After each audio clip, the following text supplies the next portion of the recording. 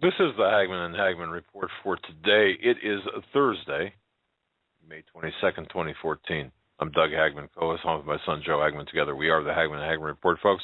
You're about to hear 3 hours of unbiased, uncensored news, information, analysis, information that you need to know in these perilous times, and perilous they are in many ways. Many ways. You're listening to the only show where the news is presented to you. We present it to you in 3D. We look well beyond the headlines, the bylines, the fog of disinformation to bring you the truth. No New Age, no false Christianity, no false news, no entertainment news, no TMZ, no CBS, NBC, MSNBC, Fox, whatever. None of that. We broadcast live each and every weeknight from 8 to 11 p.m. Eastern on the Internet. Our home base is HomelandSecurityUS.com. That's HomelandSecurityUS.com. We're also simulcast by the Christians United Broadcasting Network. There, go for good FM quality audio at thehagmanandhagmanreport.com. I want to thank you for joining us tonight. Thanks for deliberately tuning in to us tonight. And I know that this is not a passive act, as if you're driving down the road listening to the car radio. This is a deliberate act, and we thank you for that. And we want to thank everyone that is listening, and thank you for your interest in our show. Thanks for the nice emails that people have sent, that you all have sent about the guests that we've had on and the quality of the people that we've had on. Joining us tonight at about 8:30 our time is going to be one of my favorite talk show hosts. Talk about a Spitfire. We've talked with her before, and knowledgeable and truthful. Just a tremendous person. Just a tremendous person. Sheila Zelinsky, and she's going to be joining us about 8:30. And she's welcome to call in before. I know that she's got some issues to deal with. After 10 o'clock. So we're going to enjoy her while we can, enjoy her presence with us while we can. And we're going to be talking about a lot of different things when she comes on, just so you know. Also, I just want to mention this. We cannot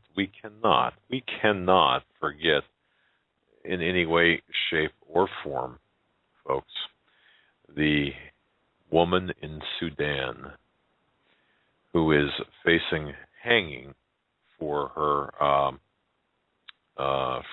belief in Christianity. You know, it's interesting. I've been following this American, the ABC News here of a couple of days ago. It was covering this story, and the bias, the anti-Christian bias that is embedded, at least in my view, in this is just absolutely incredible. The heading of the story, and then I'm going to bring John here, is American rushes to Sudan to save pregnant wife from hanging. ABC writes this: a Sudanese immigrant living in New Hampshire. Now, he is, as far as I'm concerned, is a U.S. national. Has returned to Sudan to try to save his wife, who was 8 months pregnant, facing the death penalty there for marrying a Christian. Daniel Wani, I think it's Wani, W-A-N-I, is a Sudanese man with U.S. citizenship who has been living in Manchester, New Hampshire. His wife, Miriam, she became the focus of worldwide news reports last week after the Sudanese government sentenced her to death. She's 8 months pregnant. Can you imagine this? And 100 lashes. See, originally the sentence was this. They were going to sentence her to 100 lashes while pregnant and hang her. But in their good graces, being Muslim, of course, the fact that Islam is the religion of peace. And we all know that, right? Because they tell us so. And of course, because Islam is the religion of tolerance, and we know that. Why? Well, because they tell us so. And if they don't tell us so, certainly the non-Muslims like Barack Hussein Obama, John O'Brien tell us so, and neoconservatives like George Bush tell us so, that Islam is tolerant. tolerant, peaceful religion. Don't you know? Yeah, well. So in their tolerance, instead of flogging her with 100 lashes that would be fatal anyway, this 27-year-old medical doctor, female, 8 months pregnant, they're going to let her have her baby first before they thrash her, rip her skin open, and then put a rope around her neck and hang her. Again, it's a religion of peace. We need to really be tolerant of their customs and cultures, don't we? Of course, John Kerry is just screaming bloody murder, as is Barack Hussein Obama, screaming bloody murder that the wife of a U.S. citizen, naturalized U.S. citizen, would be subjected to this behavior. Just want to tell you. Oh, wait a minute. I just got an email here saying no, they're not. They're not screaming at all. They're not. They might give a good finger wagging, but that's it. So yeah, I'm done with my with my sarcasm. And well, it's not really sarcasm. It's the truth. This Miriam Ishtag is her last name, or Ishag, I should say, Ishag. She's considered Muslim by Sudan's courts because her father was Muslim, though she was raised by a Christian mother. The father was absent, by the way, from the home. So she never was a Muslim, at least not in practice. And, of course, married a man here, a U.S. man, or a man who became a citizen of the United States. And it's sad that we don't have anyone fighting for this woman. And you know what we're going to do? We are going to bring her name up every single day on this show, and bring this case up every day on this show until something, by God, is done. And I don't mean send a letter, a strongly worded letter to a congressman or a representative, but send. But I want people like Chris Matthews to cover this. I want people like Rachel Maddow to cover this. I want every single news agency to cover this and you know what else I want? If for whatever reason any harm comes to this woman, I really believe that Sudan ought to be, or at least the courthouse where this travesty, this sentence was passed, is nothing but a pile of dust, a crater, as well as the judge, his home, his wife, his family, his daughters, his wife, his mothers, his brothers, his cousins, his whatevers, his dogs, his chickens, his goats. That's right. And you know what? I do not apologize for that.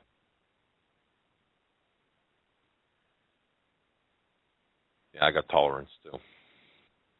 Joe, welcome to the studio.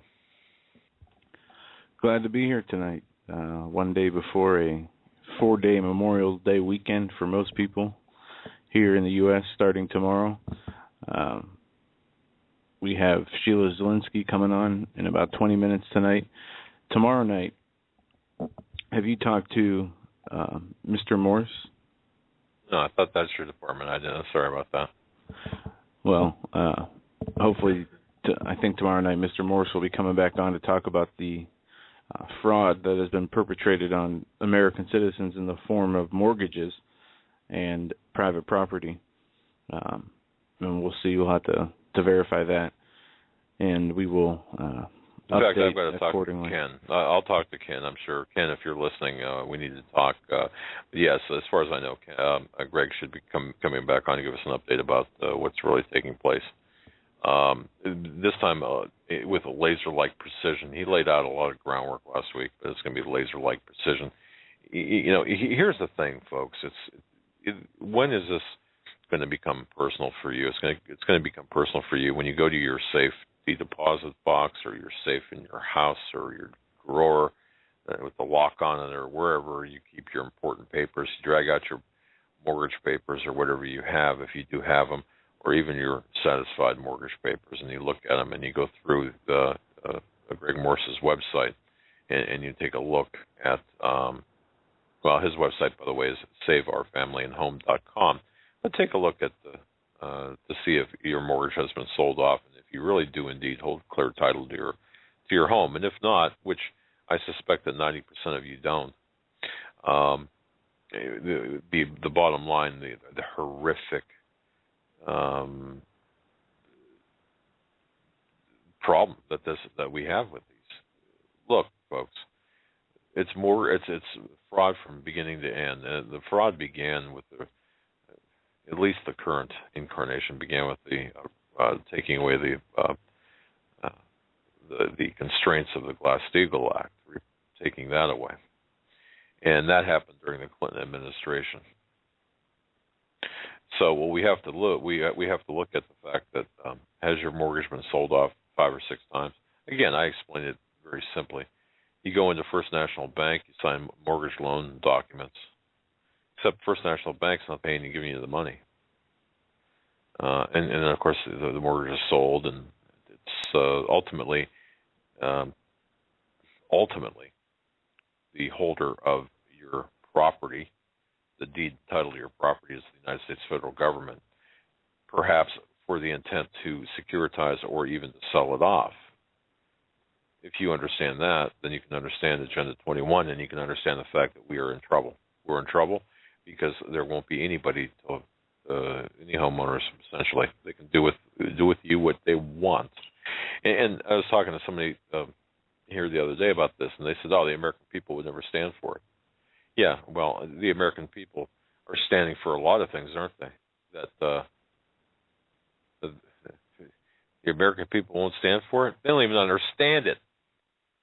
And they're standing for a lot of things. They're standing for 4,000 exterminations of children a day.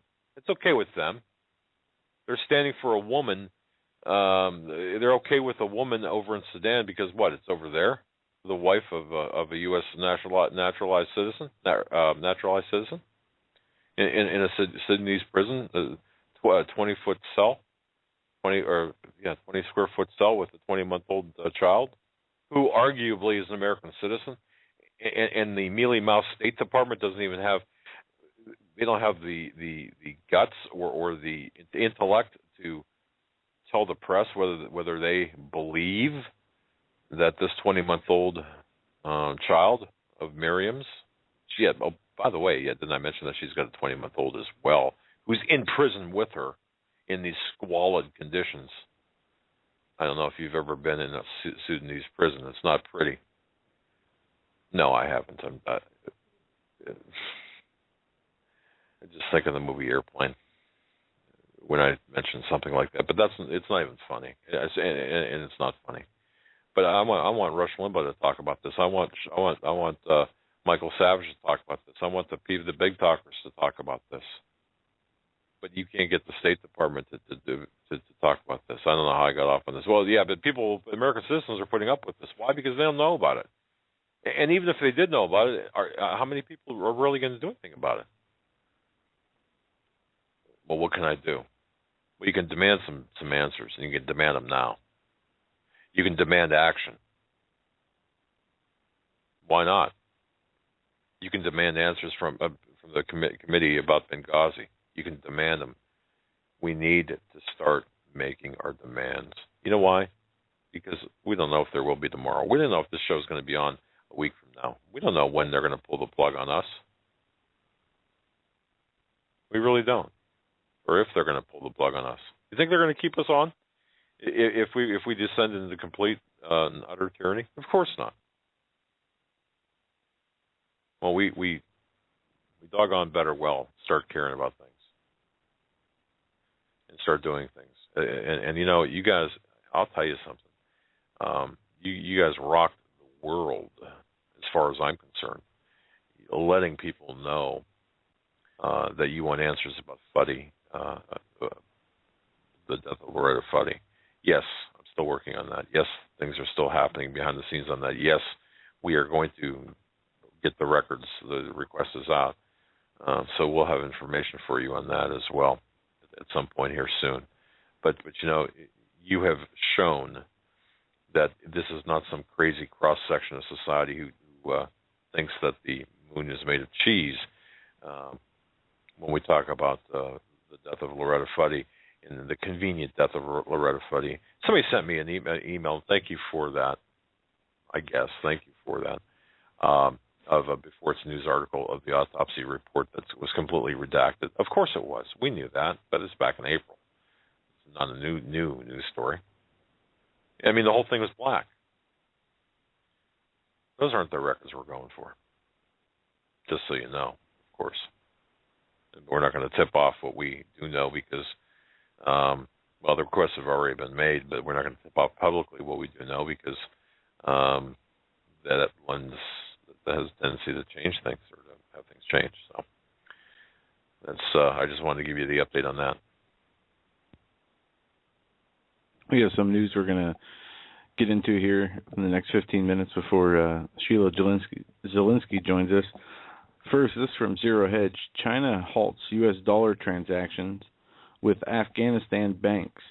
The de-dollarization escalates. Chinese banks have halted dollar transactions with most Afghan commercial banks.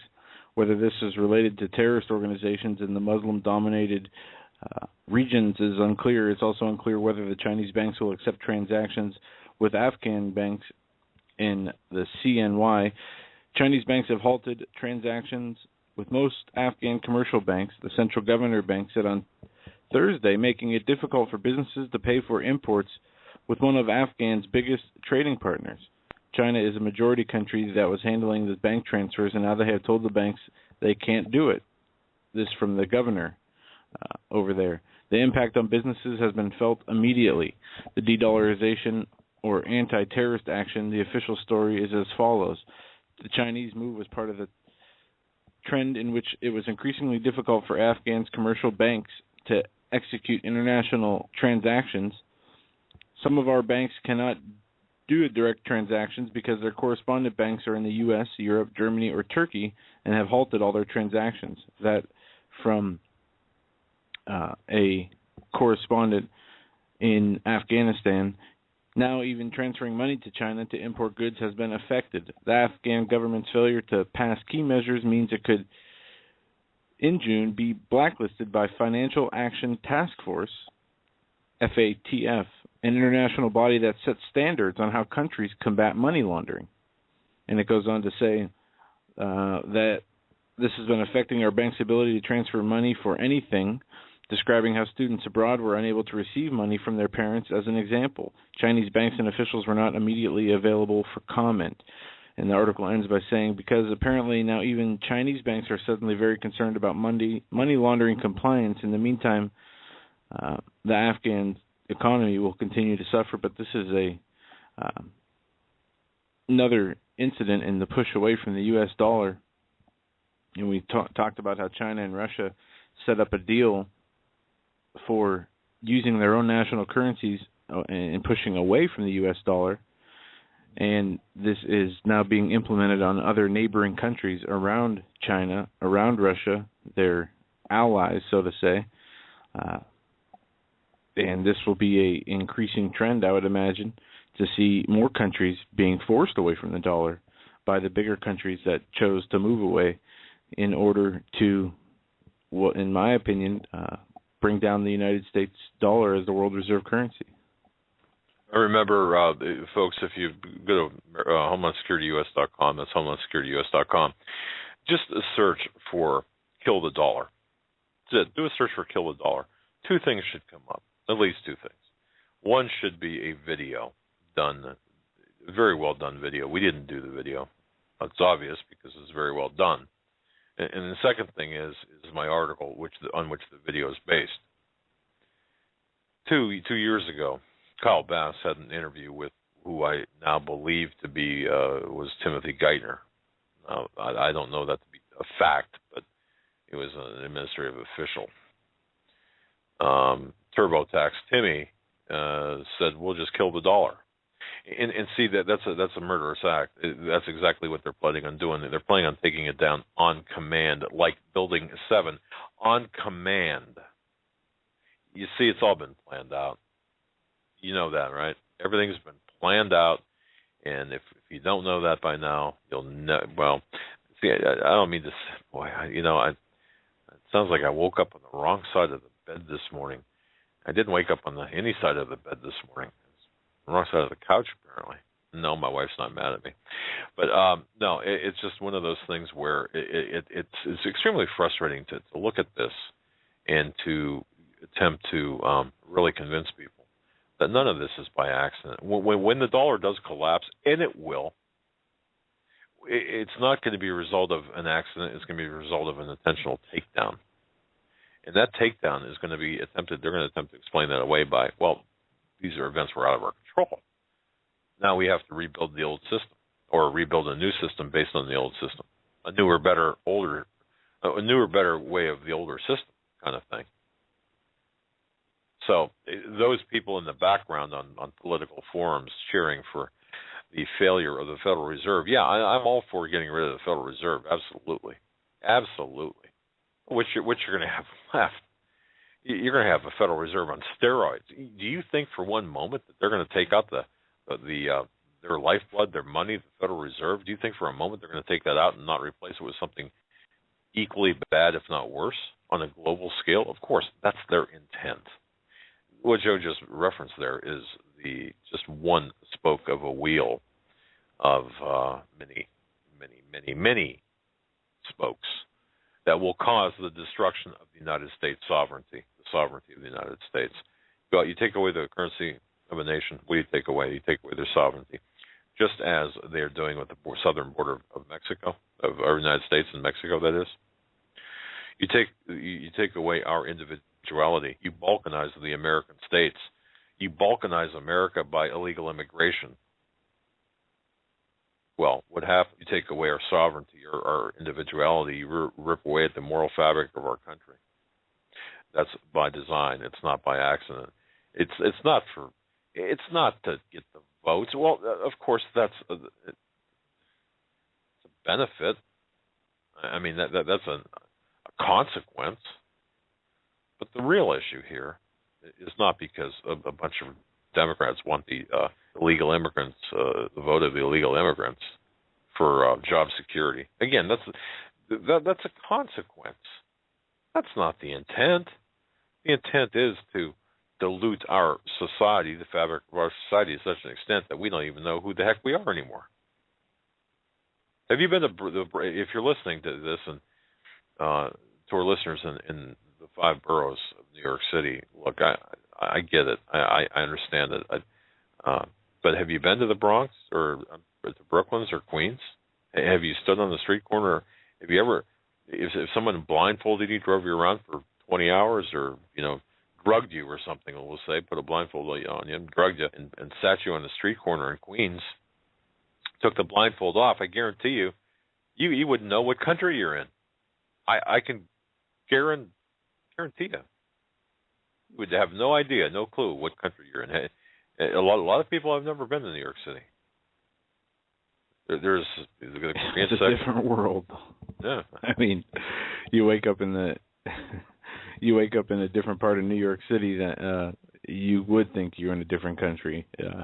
As none of the, you wake up in, let's say, on Casino Boulevard in Queens or Flushing there in Chinatown. None of the billboards are in American. None of the street signs are in American. You would feel like you were in another country. In fact, I think I do have a billboard. It's got a Big Mac and everything else is in Chinese. It's got a picture of a Big Mac and everything else is in Chinese. I still have that on the computer. All right. Yeah, I found a disc of work images, and that was on there. But I guess what we're saying here is this would not ordinarily, of course, back in the 60s, we had that type of you had Chinatown, and then you had the Apollo Theater, of course, in Harlem. And I don't advocate segregation. I certainly don't advocate segregation at all. But isn't it interesting how there was self-segregation back then, where there were little pockets of cultures. In our town, we had the Polish neighborhood, the German neighborhood, the Italian neighborhood. Okay, but this was exacerbated during the Johnson years after the 65 Immigration Reform Act, which was done to take away the American sovereignty. That was a huge chip away at American sovereignty. But the fact of the matter is, what they're trying to do is trying to make this in what I believe Barack Hussein Obama, the candidate and now the putative president, and by that I mean I don't recognize him as the legitimate president of the United States. What he's trying to do, what he's tasked to do, is to finalize the balkanization of this country, and make you talk about a banana republic. This is exactly where we're headed, and of course, the tyranny that's going to result from it is going to be very much in your face, and when that does happen, because see, when this country is unable or unwilling to protect the rights of a 27-year-old woman doctor in a Sudanese prison in Khartoum, in some sewage pit of a country, with some sewage pit of a culture, some sewage pit of a cult. Too concerned with climate change. Too concerned right. with turning the world into their agenda rather than fighting a battle for each and every person that they can to help. Instead, they blame others. They pass the buck. They change the subject and misdirect in order to do anything to avoid having to be accountable or look like they're taking a stance. Because think of the government position here. What, are they going to take a stance and rule against a independent, sovereign Muslim government? Well, wait a second. They can drone the hell out of anybody else. They can drone the hell out of a United States citizen walking on U.S. soil. That's terrorism. See, this is what they want. Of course. So but, of course they're not going to speak against it. And it's sick, and it's the evil of evils. Well, I'll tell you something, okay? I'm going to get in my car, and I'm going to drive right over to Sudan as soon as, as soon as possible. No. They would only do something about it. Here. They would only do something about it if it was able to fit into their agenda in a positive way that they deem positive. Well, yeah. That's very true. But what we have to do is, as Christians and as listeners and as a very formidable force. Folks, every person listening to this program has proven themselves to be a very formidable force against the push of the satanic agenda. And I was walking my dog this morning. It was about 4:30 in the morning. I was walking him. He didn't like it, but I did. Looked at me and said, "Well, what are you doing?" Sleeping, perfectly good sleep, and he woke me up to walk me. I mean, I don't need to walk, but I said, "You're coming with me." And we walked for about a half hour, and I was talking to him, and he was grunting back, as German shepherds do. But look, when we lose the ability, when we cannot influence one judge in one country, or have the lack of desire to, or one community, that we've got the ability to blow the living hell, right, to blow them into. You see, I made a statement yesterday, and I stand by it. You cannot fix evil. There's no fix for evil. You can't fix it. You can't change it. What we have here in Khartoum, in Sudan, is pure evil. There's only one thing to do, and that's to destroy it. And then after you destroy it, you destroy it again. And then after you destroy it again, then you make sure you destroy everything around it. Not once, not twice, 3 times. And then their offspring, you destroy that too. And their cousins, and their sisters and brothers. Why? To send a message. You do this again, and this is what you get. But Kerry, who's got his what's in a jar probably somewhere in Teresa's dresser, and Barack, who never had him,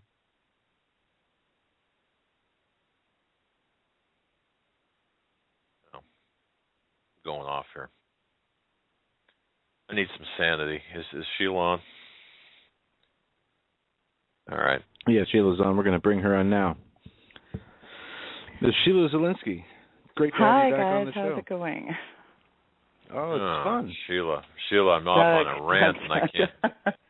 Well, I was listening to Joe talk about the climate, and it's actually funny you should bring this up today, because it's funny. I was looking at an article early this morning, and then, of course, Lord Monkton was railing this morning on his show, and he was saying, UK Daily, it's a fairly big outfit like the London Telegraph. We're saying that this is amazing to me. Scientists working on the most authoritative study on climate change were urged to cover up the fact that there actually hasn't been any temperature change in the last 15 years, certainly no warming. And this leaked copy of the UN report, compiled by hundreds of scientists, shows that politicians and scientists in Belgium, Germany, Hungary, and the United States raised very serious concerns about the final draft of the IPCC. And it's amazing because this UN panel, think about this. The chair of it is a railroad engineer. He's not a climatologist. He has no scientific background. I mean, it's just, again, junk science to peddle a political agenda. And it's amazing because, even the ClimateGate scandal years ago, we still have never, good old Al Gore saying the science is settled. It's never been settled. I mean, it's just ridiculous because you think about with this IPCC. I mean, I'm not a fan of the UN as far as I'm concerned. That place should be. I know you can't. You can't fix stupid as far as I'm concerned, but the UN should be shut down. I mean, supposedly the world's final authority, Doug, on the subject of global warming, this intergovernmental panel on climate change, their findings and recommendations have literally formed the bedrock of every climate-related initiative worldwide for more than a decade. Think about, EPA, carbon regulation, cap and trade, Kyoto 2. So, it's built upon the credibility of the same UN's panel expert council. But all this glut of information and these recent discoveries of systematic fraud, it has this whole entire man-made global warming house of cards crumbling. But there's in the verdict's in, by the way, last fall they came out with a report and they hammered away this March saying the science is settled. They're 95% sure that man is causing global warming. It never ends with these people. These shenanigans never stop. I actually saw a petition signed by, I think it was 30,000 scientists that said that they agreed that there is no conclusion one way or the other, and that this was being actually one of the scientists that were involved in this was being verbally abused pretty much for coming out and talking about this. And then you have an article here. I don't know how many of you are familiar with this guy, Paul Ehrlich. His name, they say, is an alarmist. Ehrlich, okay. He came out and said pretty soon, he's predicting you're going to need to eat the bodies of your dead due to global warming here in the near future. Oh, yeah, so, Paul Ehrlich, he's a total Malthusian in what he's been promoting. I mean, you have to remember that Karl Marx, think about this, Karl Marx fashioned himself as a scientist, and he came up with these crazy laws of matter that many elites believe that those with better brains have a responsibility to rule over those with an inferior brain like us plebs, us useless eaters, because, left to our own devices, Doug and Joe, us inferior brain people would kill each other and destroy the planet. So people have to understand that the green agenda has given rise to socialism and communism with Marxism, but it's actually purely satanic. And as a result, we now see this, perfect tyrannical steamrolling of fundamental liberties and freedoms because the elites think that they're born with a better brain, or these bloodlines. They think that, the who's who of the globalists believe really that they have the right to call the shots. So they've taken the ultimate handle, the environment, to put forward their agenda to transform the global economy.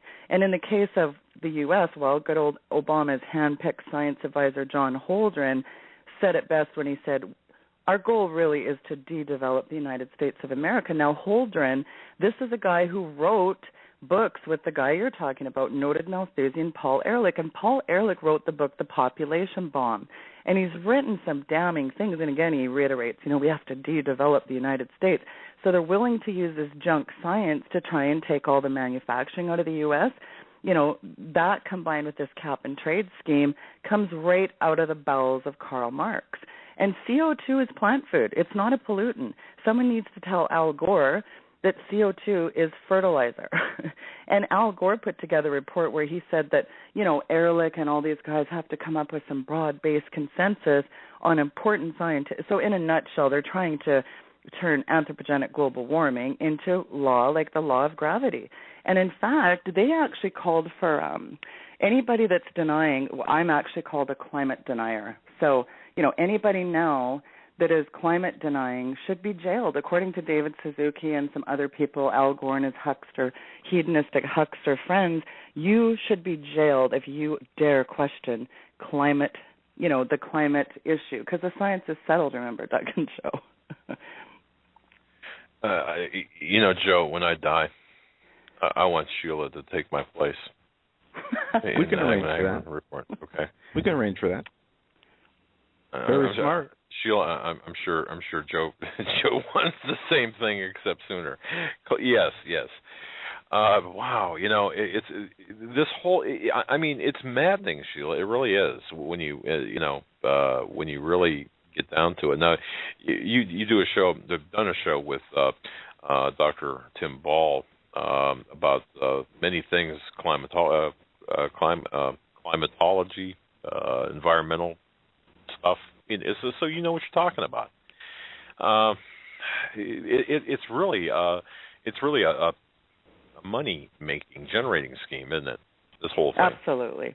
Yeah, it is, because basically the whole hypothesis that man's burning of fossil fuels is causing global warming is a hypothesis that's failed.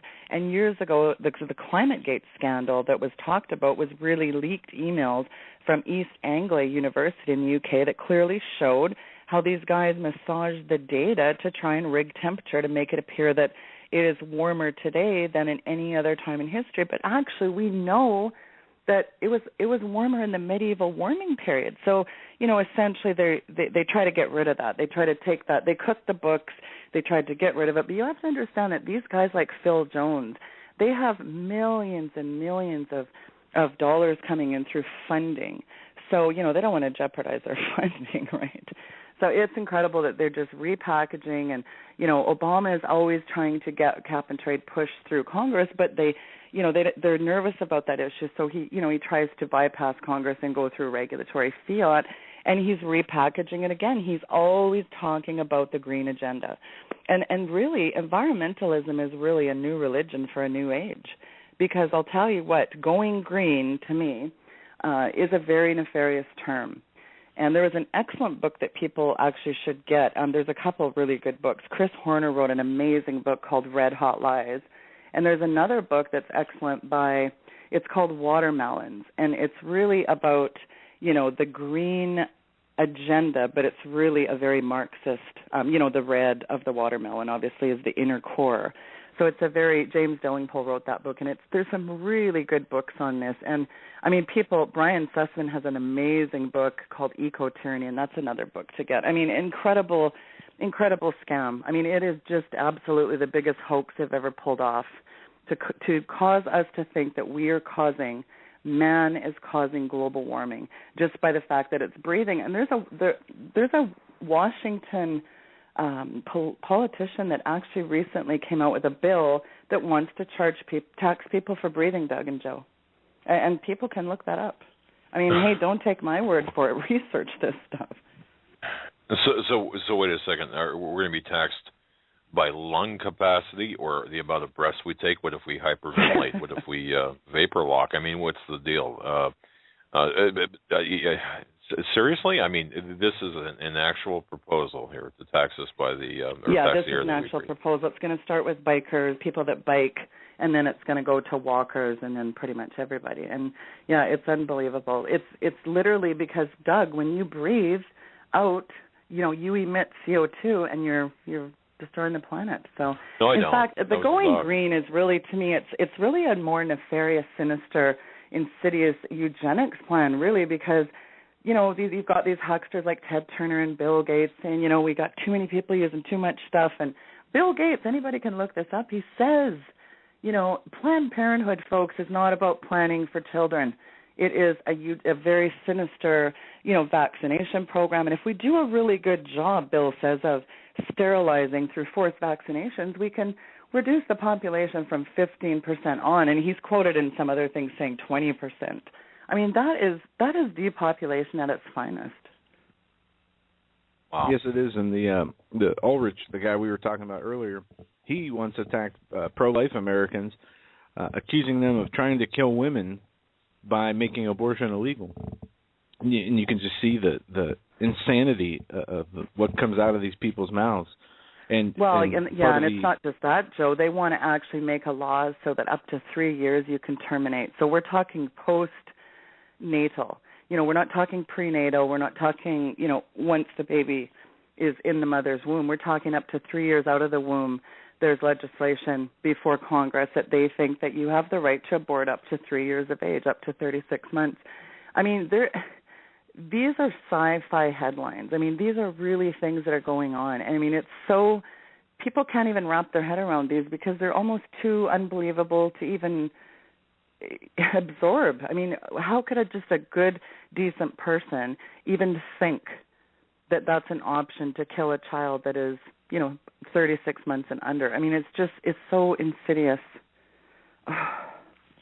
If they would have only enacted such legislation sooner, that's my view. No, I don't. No, I say that out of frustration because what we're seeing here right now is something very ungodly and very, very evil. I mean, and it's you can't fix evil. I look at this and how can that even be justified, Sheila? Seriously, how can you actually have an intellectual discussion? Because I don't think normal people can. It's like you can't make sense of crazy making. And trying to get in the heads of these kind of people that, their brains are wired differently. Sociopaths' brains are wired very differently. So for us to try to rationally get in the head of a sociopathic, megalomaniac, crazy person like some of the who's who of the elites, which they are. I mean, Prince Philip, and people think we're the tinfoil hat kooks when we say things. These are not the quotes coming out of our mouths, Doug, Joe, and Sheila Zielinski. These are the quotes coming out of these people's mouths. It's like, Maurice Strong has a beauty quote in Searching for a New Enemy. They came up with the idea that, global warming and all these other things like famine would fit the bill. So therefore, humanity is the problem. This is right out of his mouth at the Club of Rome in Rio de Janeiro. He actually said this on record. Prince Philip, we'd like to come, if I ever came back as a reincarnated whatever, I'd like to be a virus to wipe out the human population. I mean, over and over, it's just like PETA founder, too. She says, humans are the biggest blight to the earth. They're a cancer that need to be eradicated. And over, these people say these very evil statements. So how can we wrap our heads around or try to rationalize these kind of statements? We can't, because we're not evil. Let me throw something out just for discussion real quick here. You had mentioned what Prince Philip said about coming back as a virus, and on May 2nd of this year, folks, the Intelligence Insider W was on for the entire show. The first time he was ever scheduled to be on, and known in advance.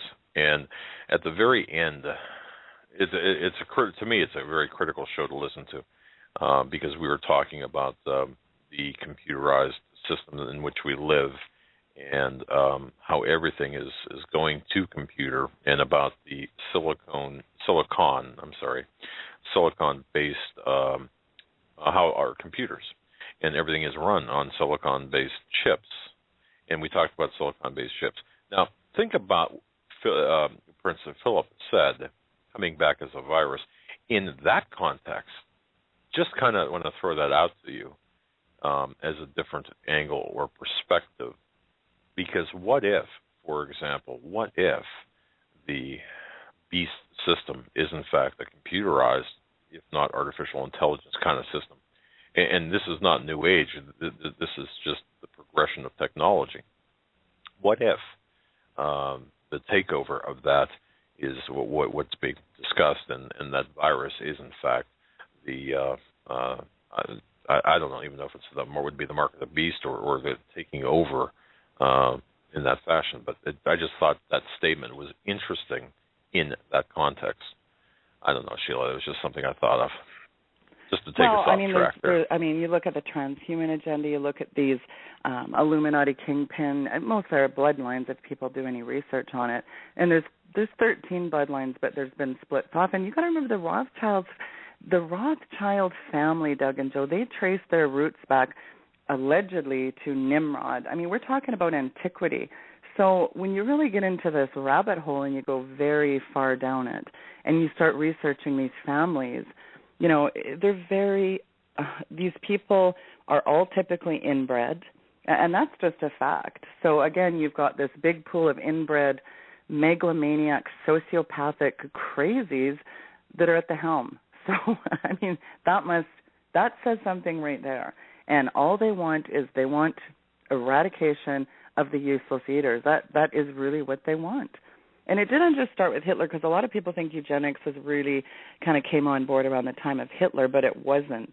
I mean, this stuff has been going on for many, many years, even 1776, about the time that the Bavarian chapter of the Illuminati came. I mean, and this stuff is, again, it's not stuff that we make up. This is not stuff coming out of our mouths. This is stuff coming out of these hucksters' mouths. I mean, I don't even have a name for them anymore because evil just doesn't quite seem to encapsulate what we're dealing with here.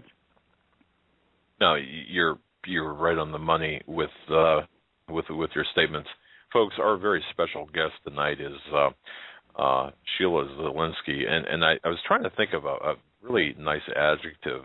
I could think of many adjectives for you, but people think about truth seekers, who the truth seekers are.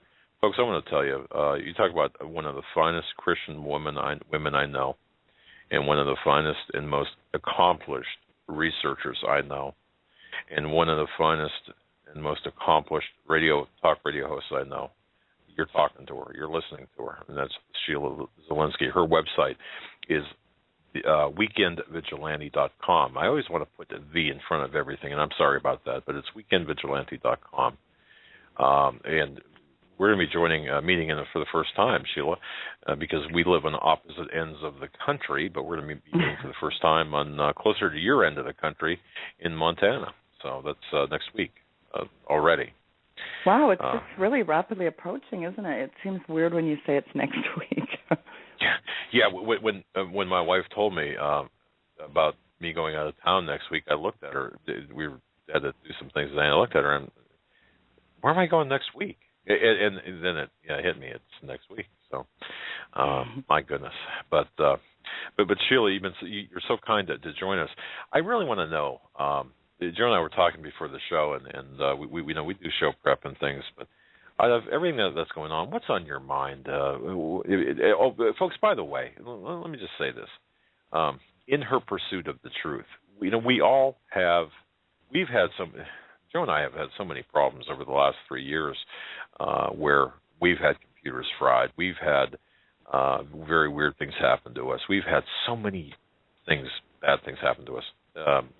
But our listeners have just always been there for us and been patient with us and helped us and been behind us. And so we have the best listening audience in the world. But Sheila, you were recently hit with some pretty nasty stuff, weren't you? I mean, I don't know how much you can say or want to say about it, but you kind of were the recipient of a I don't know, a kill shot to your whole system for.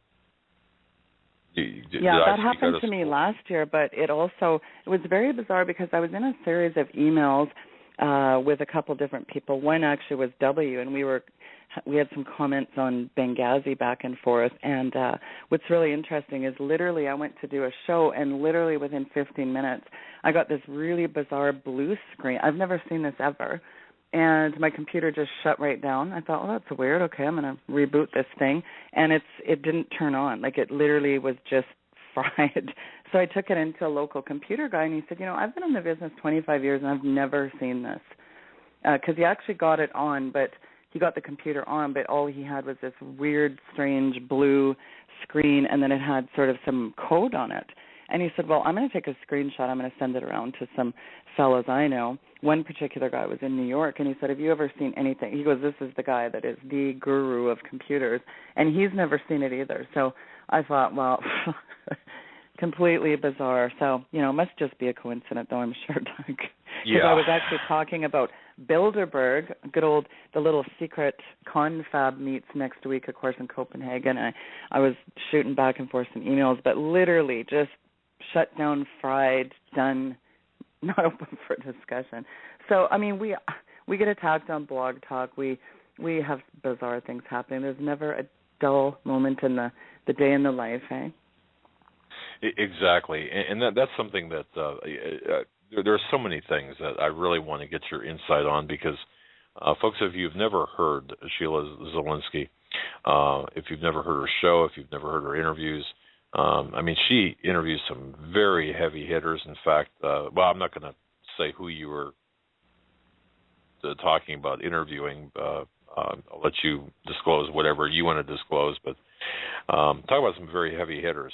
You've got them, and you really drill down into the truth. But it seems as if, have you noticed that there's this element out there right now, even in-house, they're in the walls, that are attempting to destroy what we're setting up, what we have done, and the attempting to take us down individually and collectively. Have you noticed that? The yes, more aggressive, yeah.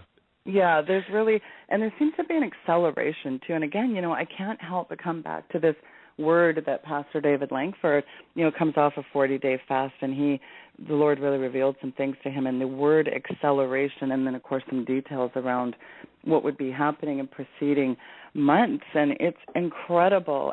Because every day, there's something I said on my show with John B. Wells. I said, every single day it seems like, before, and you guys have noticed this too, Doug and Joe, that every other day there'd be a bizarre headline, or maybe every other week, or even every other month there'd be something very bizarre happening. But now it's every single day there's something just right out of a sci-fi. And the headlines, you can't make this stuff up. You just cannot make this stuff up. And I think the really incredible thing to me is that, as I'm kind of perusing headlines, I'm thinking, okay, here, first headline, it's Britain's National Health Service and the Tavistock NHS has allowed a 16-year-old girl to get a sex change despite the vehement objection of her parents. The TSA, they're buying up 24 million rounds of duty ammo. And never mind that, folks, nothing to see here, because, again, the Bilderberg annual confab is taking place. Oh, Bilderberg, by the way, Doug and Joe, who never existed only a few years ago. Remember some of the who's who of the globalists would claim pure ignorance. The what? And I remember Glenn Beck mocking a few years ago, saying, the what? The Bilderberg group? And he would laugh away and chuckle and, think everybody was a nut job. Oh, but now it exists. It's just a think tank for the global elite. And then New York State suggests mandatory HIV tests for 13-year-olds in the elementary school, and they want to, make this broadly statewide. And then, of course, never mind about that. Pope Francis has stated that he would welcome to baptize alien life forms openly. The Catholic Church, are opened arms with baptizing aliens. You can't even make these headlines up. And remember before he was, it's funny because Chris Putnam had come on and we were talking about his new book that just got released May 15th, Supernatural Worldview. And in his book he talks about, the paranormal is the new normal and how they're really kind of this Pavlovian conditioning all the time. Look at the TV lineups, Doug and Joe. It's zombies, it's Walking Dead, it's this, it's just bizarre. If it's not vampires, it's this. It's just bizarro scenarios. Our parents, and when we were children, we didn't watch these completely.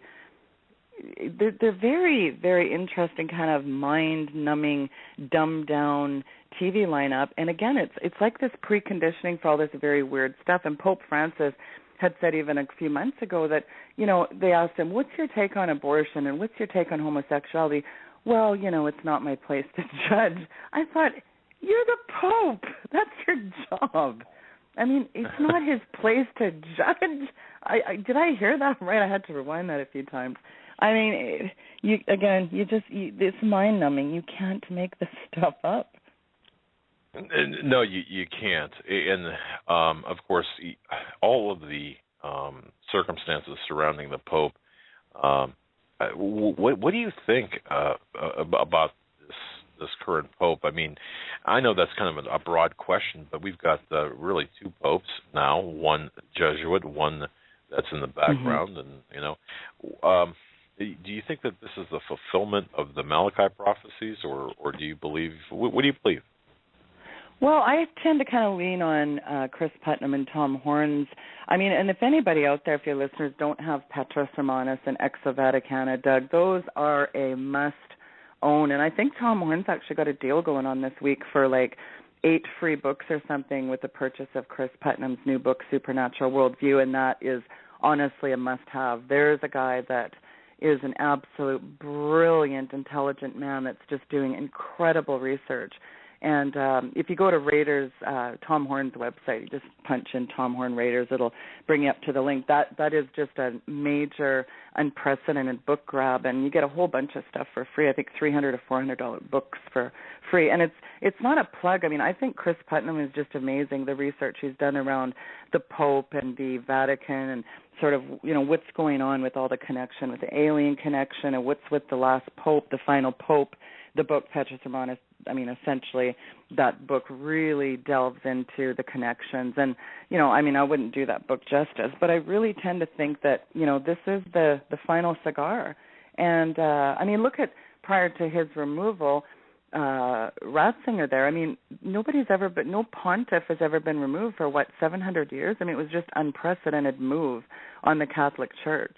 And, but, when you got a pope coming out and say, who am I to hinder God when it comes to aliens? And, who are we as the Catholic Church to close doors on alien life form? I mean, this is just this is mind-numbing, bizarre statements coming from the leader of the biggest church in the world. And I get inundated all the time with Catholic, devout Catholics saying, I'm embarrassed as a Catholic that this is the guy we have at the helm, making these completely bizarre statements.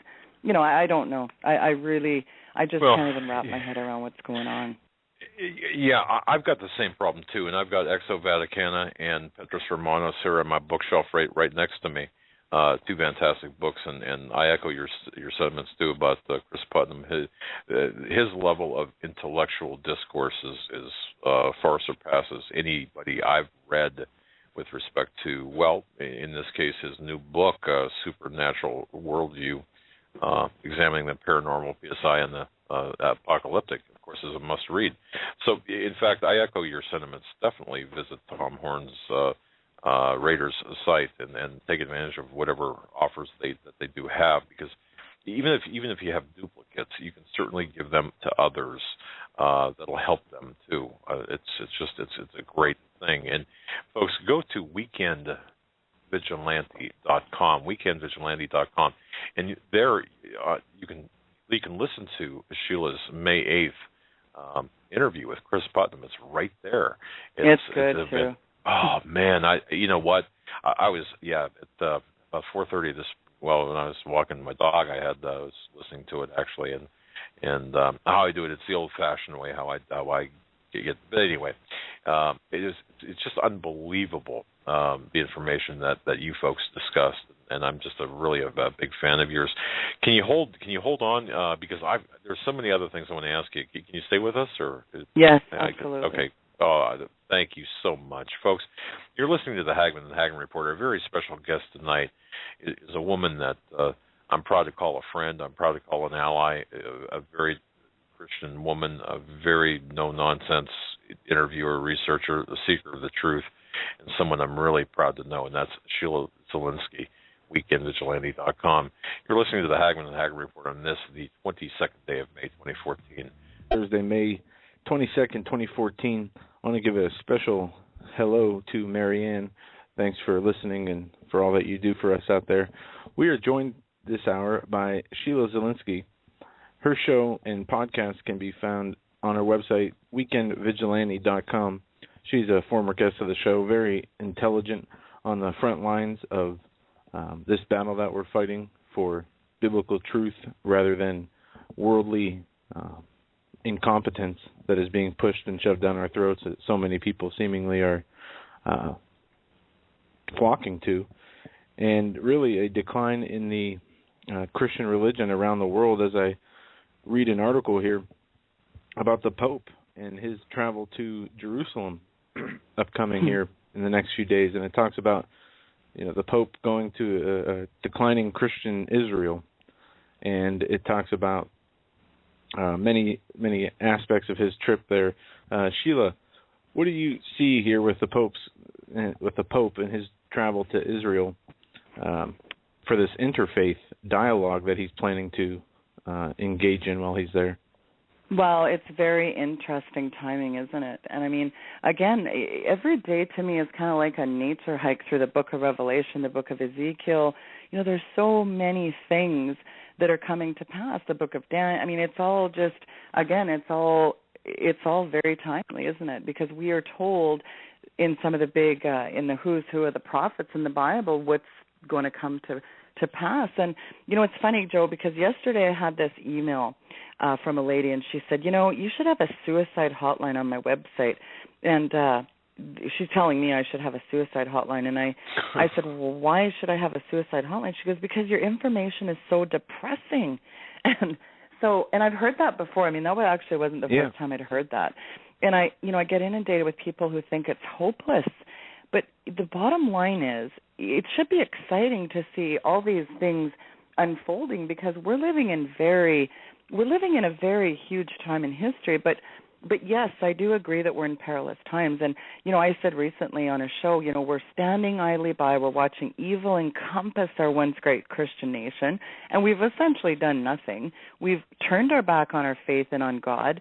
It's time to act. And I was listening a couple weeks ago, and I was actually on a 3-day fast, and I'd heard this guy saying, we're going to, the 1 million man militia is going to show up. And all of a sudden I started thinking, I had said this on a show with Pastor Langford and Steve Quayle, and I think I said it another time with Tom Horn.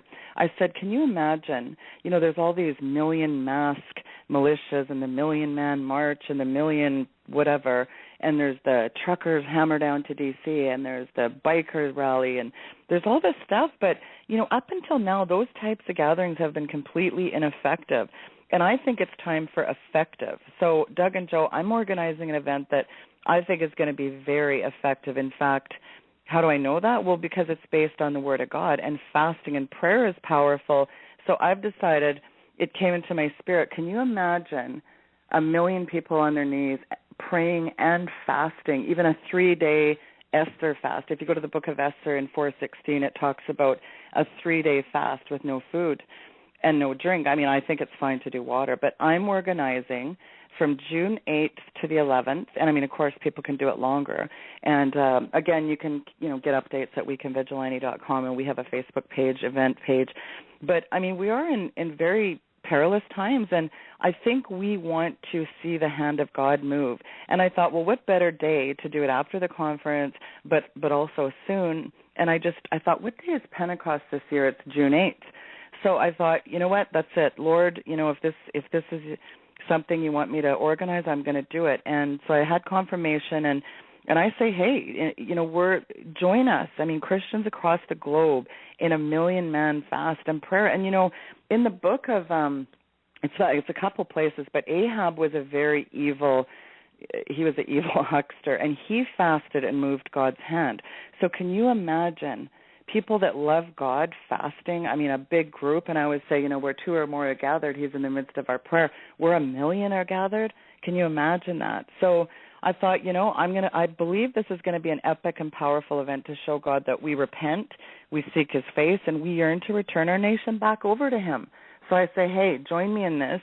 And we want to see God move in our generation. We see all the evil unfolding faster than Chris Christie can chow down a Big Mac. So, we want to have a single most effective way to unlock that outpouring of God. And again, I think it's going to be very powerful. We want to see God move like he did in the day of Moses, and it's going to happen. So I urge everybody that is interested to join us in that, because I think it's going to be very powerful. Sheila, you said you have a Facebook page, right, for this, or?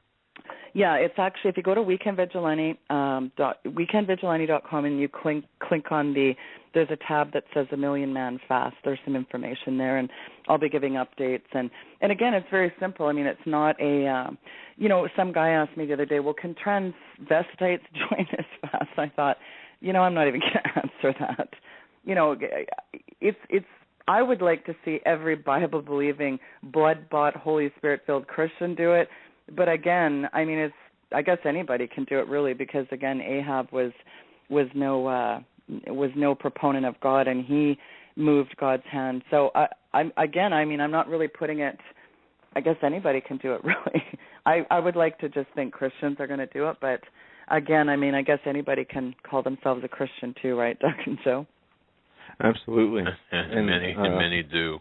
To the email you got about the suicide line on your website, we get this a lot too, that people say it's all doom and gloom. You talk about it's all disparaging. And, well, if you look at the weather station, when you're going to get a bad storm, are they not reporting on the weather that's coming, whether it's good or bad?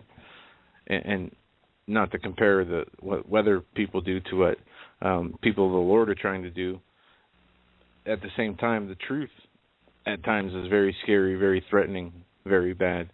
And instead of pushing someone further into a place of isolation or mental isolation and fear, that should be a call for them to, what you're talking about, to get together, to fast, to get together to pray, and to use the tools that the Holy Spirit has given us to move forward and to face these challenges head on, and not only to face them, but to change them. Well, and the other thing is there's a scripture that says, seek ye first the kingdom of God and his righteousness. Everybody always leaves out that righteousness part. But if you seek God and his right way of doing things, it says all these other things will be added unto you.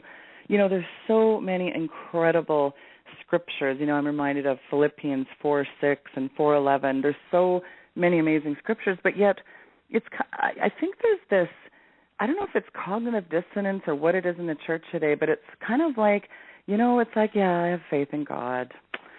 But it doesn't go any further than that. It's not this big, huge, mountain-moving faith that you are believing God to move in a mighty way.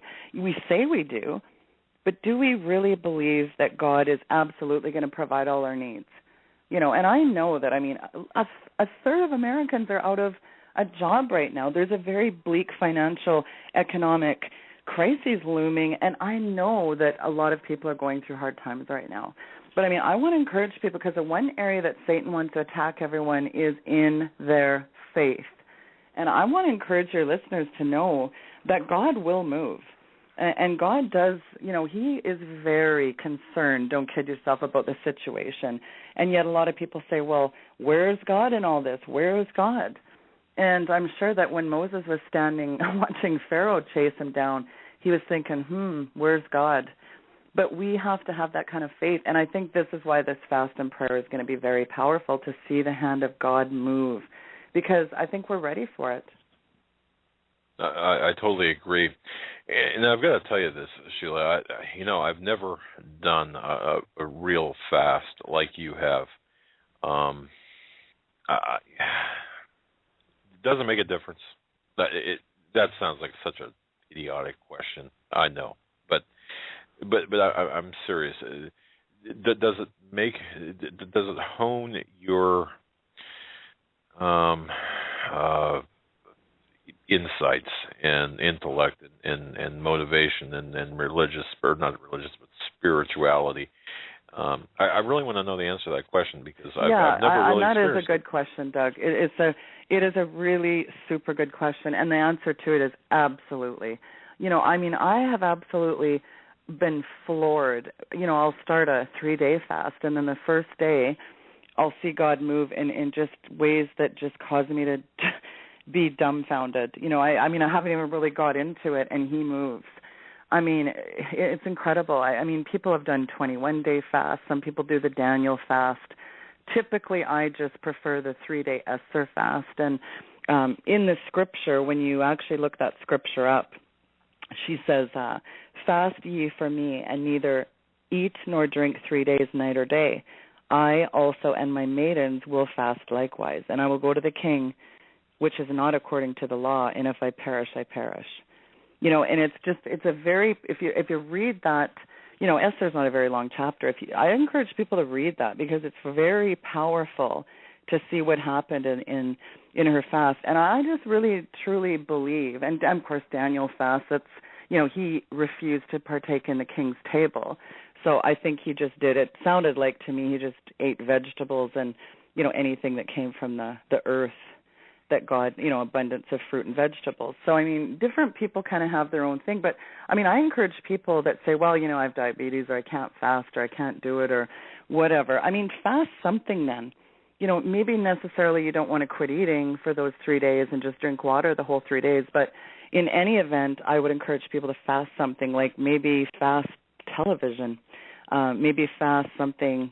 It's up to somebody to ask what they need to do. But it's just a pretty general thing to me. I mean, I prefer the 3-day fast, and I'm going to tell you, God moves powerfully.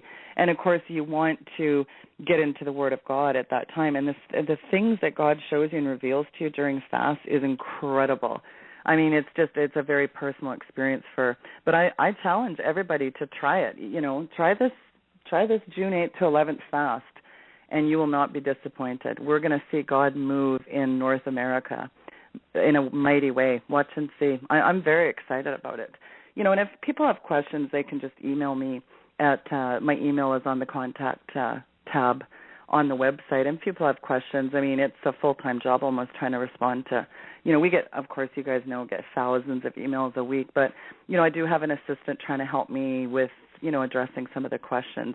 But yes, Doug, to answer your question, very, very powerful. So, I mean, I'm not a Pastor David Langford. I've never done a 40-day fast, and I can't even imagine that.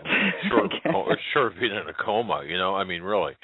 Wow, that's incredible. But what a fast does is essentially it kind of moves away the natural fleshly part of us, and it taps into the spiritual part of us. And it's hard to explain that, but it essentially puts away, puts the flesh under, and it's just incredible what it does. So, fasting is, and don't forget, Jesus said, when you fast and pray. He didn't say if you fast and pray. This wasn't something that he pretty much assumed we were going to be fasting. There's so many times when you fast, not if you fast. So, we're commissioned to fast and pray. And remember, a lot of the times when demonic activity would come up, he would say to the disciples, they said, why can't we cast out those demons?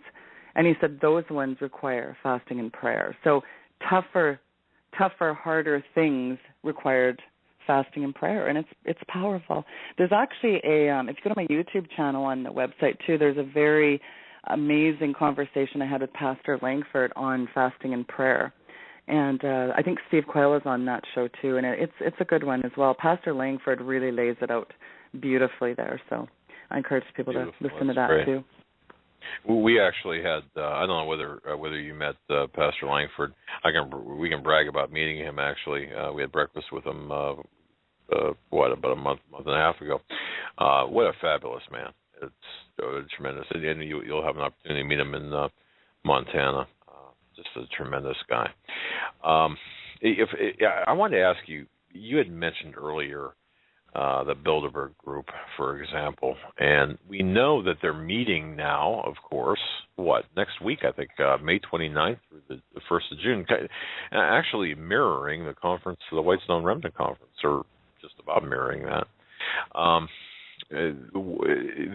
Alex Jones has a headline up where it says, Bilderberg member admits secretive confab more powerful than Davos. Real decisions are made at Bilderberger. Davos, pure PR talk. What do you think is going to be on the table for discussion or the primary focus of this year's Bilderberg Group confab? Well, typically what's, and again, I hate to plug this book again, but I had Daniel Estolo on my show, and I'm telling you, if there's ever been a guy who's got his thumb in the pulse and really broke Bilderberg along with Jim Tucker, it was Daniel Estolo, and I cannot recommend him enough. This man is a true, incredible investigative journalist, and he's award-winning too. And his book, The True Story of the Bilderberg Group, I think it's a must-read too, Doug, because, he really, this guy's written some incredible things, and he's brilliant. And that book is published in 64 countries, and I think it's translated into 40, different languages. And, Daniel Estolo's given 2 speeches at the European Parliament on the Bilderberg Group and the monetary crisis. And, in fact, in 2010, he was invited by Fidel Castro for a personal meeting in Havana after Castro read Bilderberg. So this guy is no just Johnny-come-lately. This guy knows what he's talking about, and he has very intimate connections that over the years he's had people leak these agendas. And, they're always talking about some and somebody actually recently said, one of the Who's Who, the globalists said, we're just, because of the alternative media, we're just about whooped on Bilderberg. So, it's out. The secret is out. The cat's out of the bag. It's no global think tank. These guys have been plotting our demise for, since 1954 when they first had their first meeting. And I think that, of course, the green agenda is a big piece of it. Agenda 21, let's Mach speed that thing. Let's get these people living in the packed and stacked little eco-greeny cities and, not owning land. The food is up. The genetically modified organisms. And that's just I'm actually speaking at a march against Monsanto on Saturday. And I think it's amazing to me how many people just shrug their heads when it comes to these very dangerous genetically modified foods.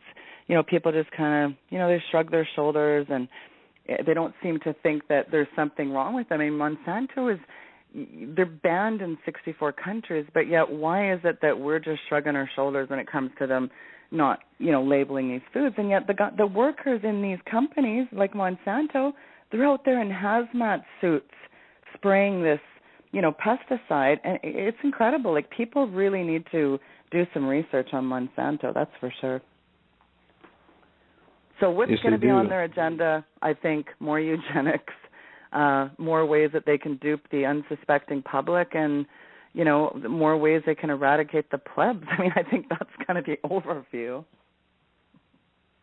What got me, Sheila, is right before the 2008 housing crisis that we've had people talk about on our show, of course, or when I say crisis, manufactured crisis. Back, 2006, I think, the Bilderberg meeting that was in Ottawa. They were discussing their position on the collapse and how to handle that. So, it seems as if, to me anyway, whatever they discuss does come to pass. And instead of talking about it and positioning themselves, they actually create what we're, whatever might be coming down the road. Is that your sense based on Daniel Estolo's book as well? Because I've got his book here. I have not read the entire book. I admit that I should, but. Well, yeah, it was funny because in 2000, their particular meeting that year, that was actually one of the agenda items.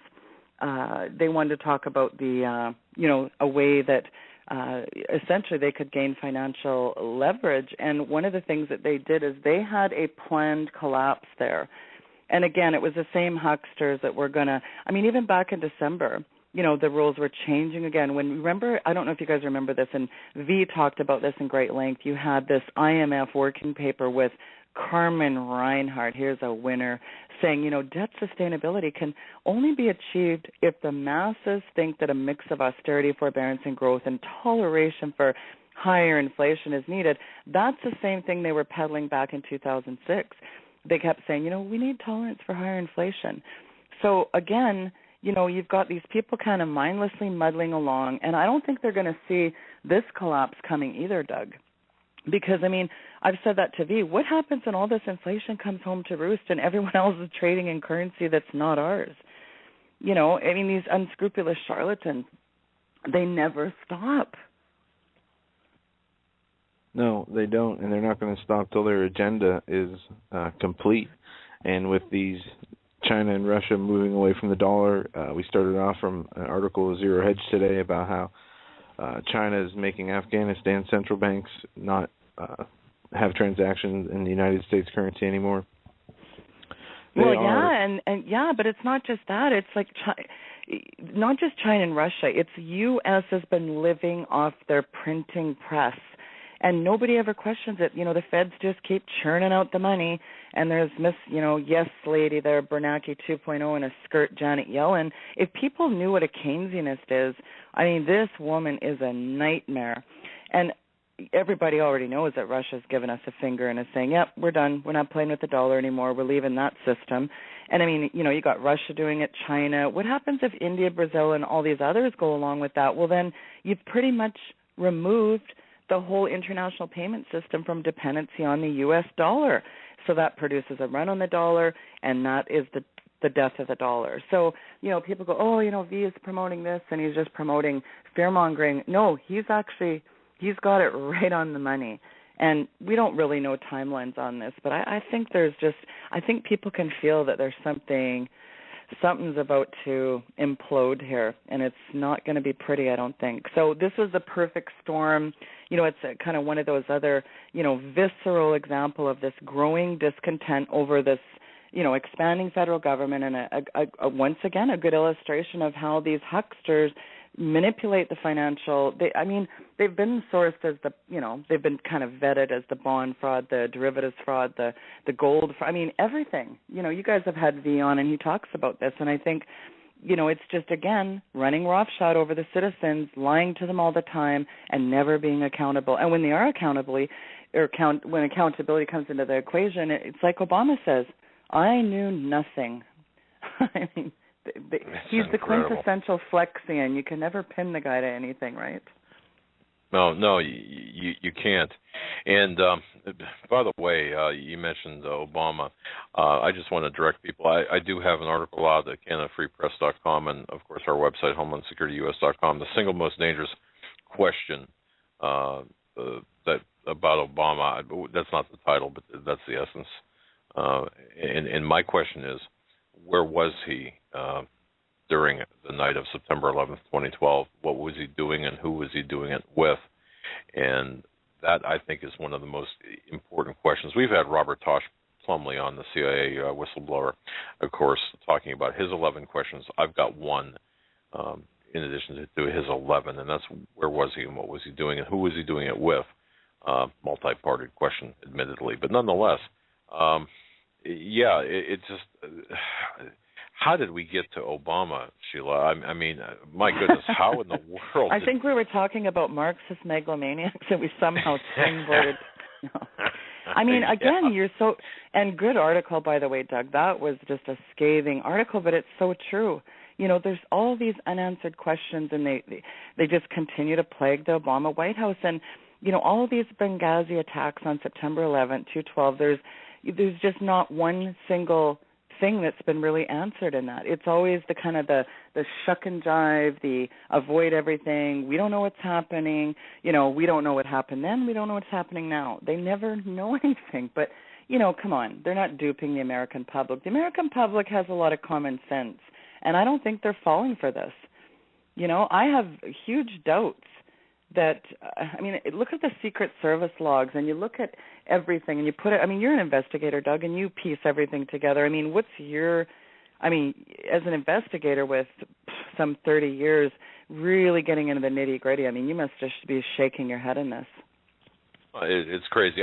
Number one, I don't have much confidence in the Select Committee, only because I do believe, Sheila, you heard about Pelosi coming forward and saying, well, the Democrats should cooperate, be part of this initiative, this committee. Did you hear about that?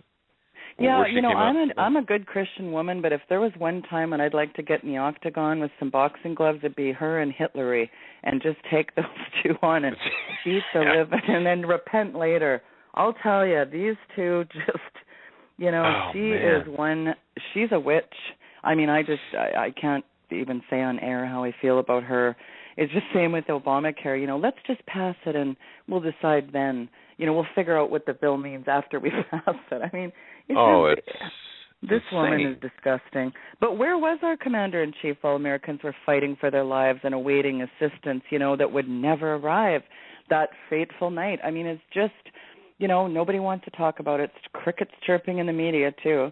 The mainstream, the lamestream media, you know how that goes, Doug. It's just, nobody's talking about that. You're not hearing that on the 6 o'clock news. Exactly. I mean, what did we hear during the Watergate era? It was the missing 18 and a half minutes of the tape, and we've got really essentially missing 18 and a half hours of our supposed commander-in-chief, and we can't get answers for this. And not only where was he, I suppose a follow-up question to this, if we were in a court, would be who was making the decisions then in his absence? Admittedly, he was not in the Situation Room, so who was there and making those decisions?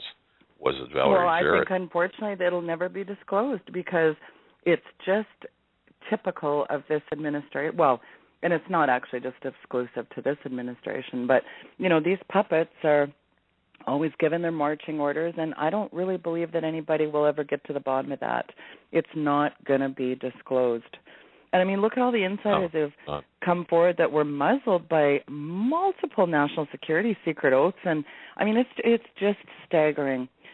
It's just like crazy. the JFK speech, Dissenters are silenced, not praised. It's right in my intro of my Weekend Vigilante intro because that speech is very atypical of what's always happened. And JFK is remarkable in that he said, there exists a monolithic and ruthless conspiracy. And, what a bold man to come forward and say things like this. And, he's not around anymore. Did you know, by the way, and this is a little bit of trivia, that we received notice from Germany that every time we play that, that part or parts of, or even sometimes the entire program is censored from Germany. Did you know that? That speech that is really not surprising to me anyway. Yeah, go figure. Sheila, I know that you were so gracious because this was the last minute thing for you to come on, but I really just wanted to have you come on. Both Joe and I did to really pick your brains. So anytime you have to leave, we fully understand. It's right now our time, 9:30, so that would make it, well, you can do the math better than me. So anytime you have to jump ship, feel free to say, hey, I got to go. Okay? I wanted to just... Sounds good. I've got about 10 minutes, so just to let you know. Got about 10. All right. So, folks, this is the 10-minute warning. So let's, in the final 10 minutes, Sheila, take us wherever you think we should go. I mean, I trust your instincts. You've got the nose of a bloodhound when it comes to seriously when it comes to issues of importance, and you take us wherever. Pretend it's your show right now, and take us wherever you want to take us in the final 10 minutes of your appearance. Well, not too much pressure, by the way. No pressure. Well, again, I mean, the headlines are all reading like a sci-fi, and that's what I find so staggering. Is they're just things that, it's just gradualism. It's little by little we're being inundated, we're being seduced by these headlines, because it's almost that we're so, again, I don't know if it's virulent normalcy bias or cognitive dissonance or what it is, but even somebody with the most staggering normalcy bias right now, Doug and Joe, they can't not look around and say something stinks in Denmark here. I mean, every day there's just, it's like they're gradually, slowly, again, I think of Pavlov's experiment, because every day we're kind of being inundated, and the headlines are getting more grotesque every single day. to the point where I don't even think people are believing them anymore. I mean, I don't know. But the good news is I think that people are starting to wake up, and they are abandoning some of these mainstream media sources. The MSM is just about done. Again, CNN, I call them Clown News Network, their ratings are tanking. Even George Norrie, hate to tell you, George, but Coast to Coast has plummeted since, people got wise to what happened when they let John B. Wells go. People are looking for alternative sources. I hate to use the word alternative media. I like to call it the new media, but it's incredible because now, of course, Obama and the Internet's kill switch, he's really pushing that fast and hard. And again, what does he want? They want new legislation so that Doug Hagmann, if he doesn't agree with the present administration, they can just cart you off under a new expanded piece of the NDAA because you are a dissenter, sir. You're a dissident. And it's just incredible that if you look at some of these bills that they want to, the net neutrality bill and, CISPA, SOPA, all these bills, it's a sci-fi, Doug. And that's what's very, I guess, concerning to me is how much longer do we have to be on air? I guess that's one of my questions. That's a very good question, and I know that I talked to Steve Quayle, I think it was yesterday for a period of time, and we are trying to circumvent a lot of things that are coming down the pike, including if the United States would pull the trigger on some sort of legislation. We're using some overseas type things. But that said, we're not going to escape this. This is worldwide, isn't it? Well, CISPA, you think of that, the CISPA, that's CISPA if somebody wants to look that up. It's a law, Doug, that gives the NSA even more access to our data and let big corporations off the hook when they violate our privacy, and that's headed for the Senate again. The Internet needs your help. And then you've got SOPA. That's SOPA. The acronym is the Stop Online Privacy Act. It's another U.S. bill introduced by, I think that is a Texas representative. I think it's Smith. Don't quote me on that. But he wants to expand the ability of the U.S. law enforcement to combat online copyright infringement.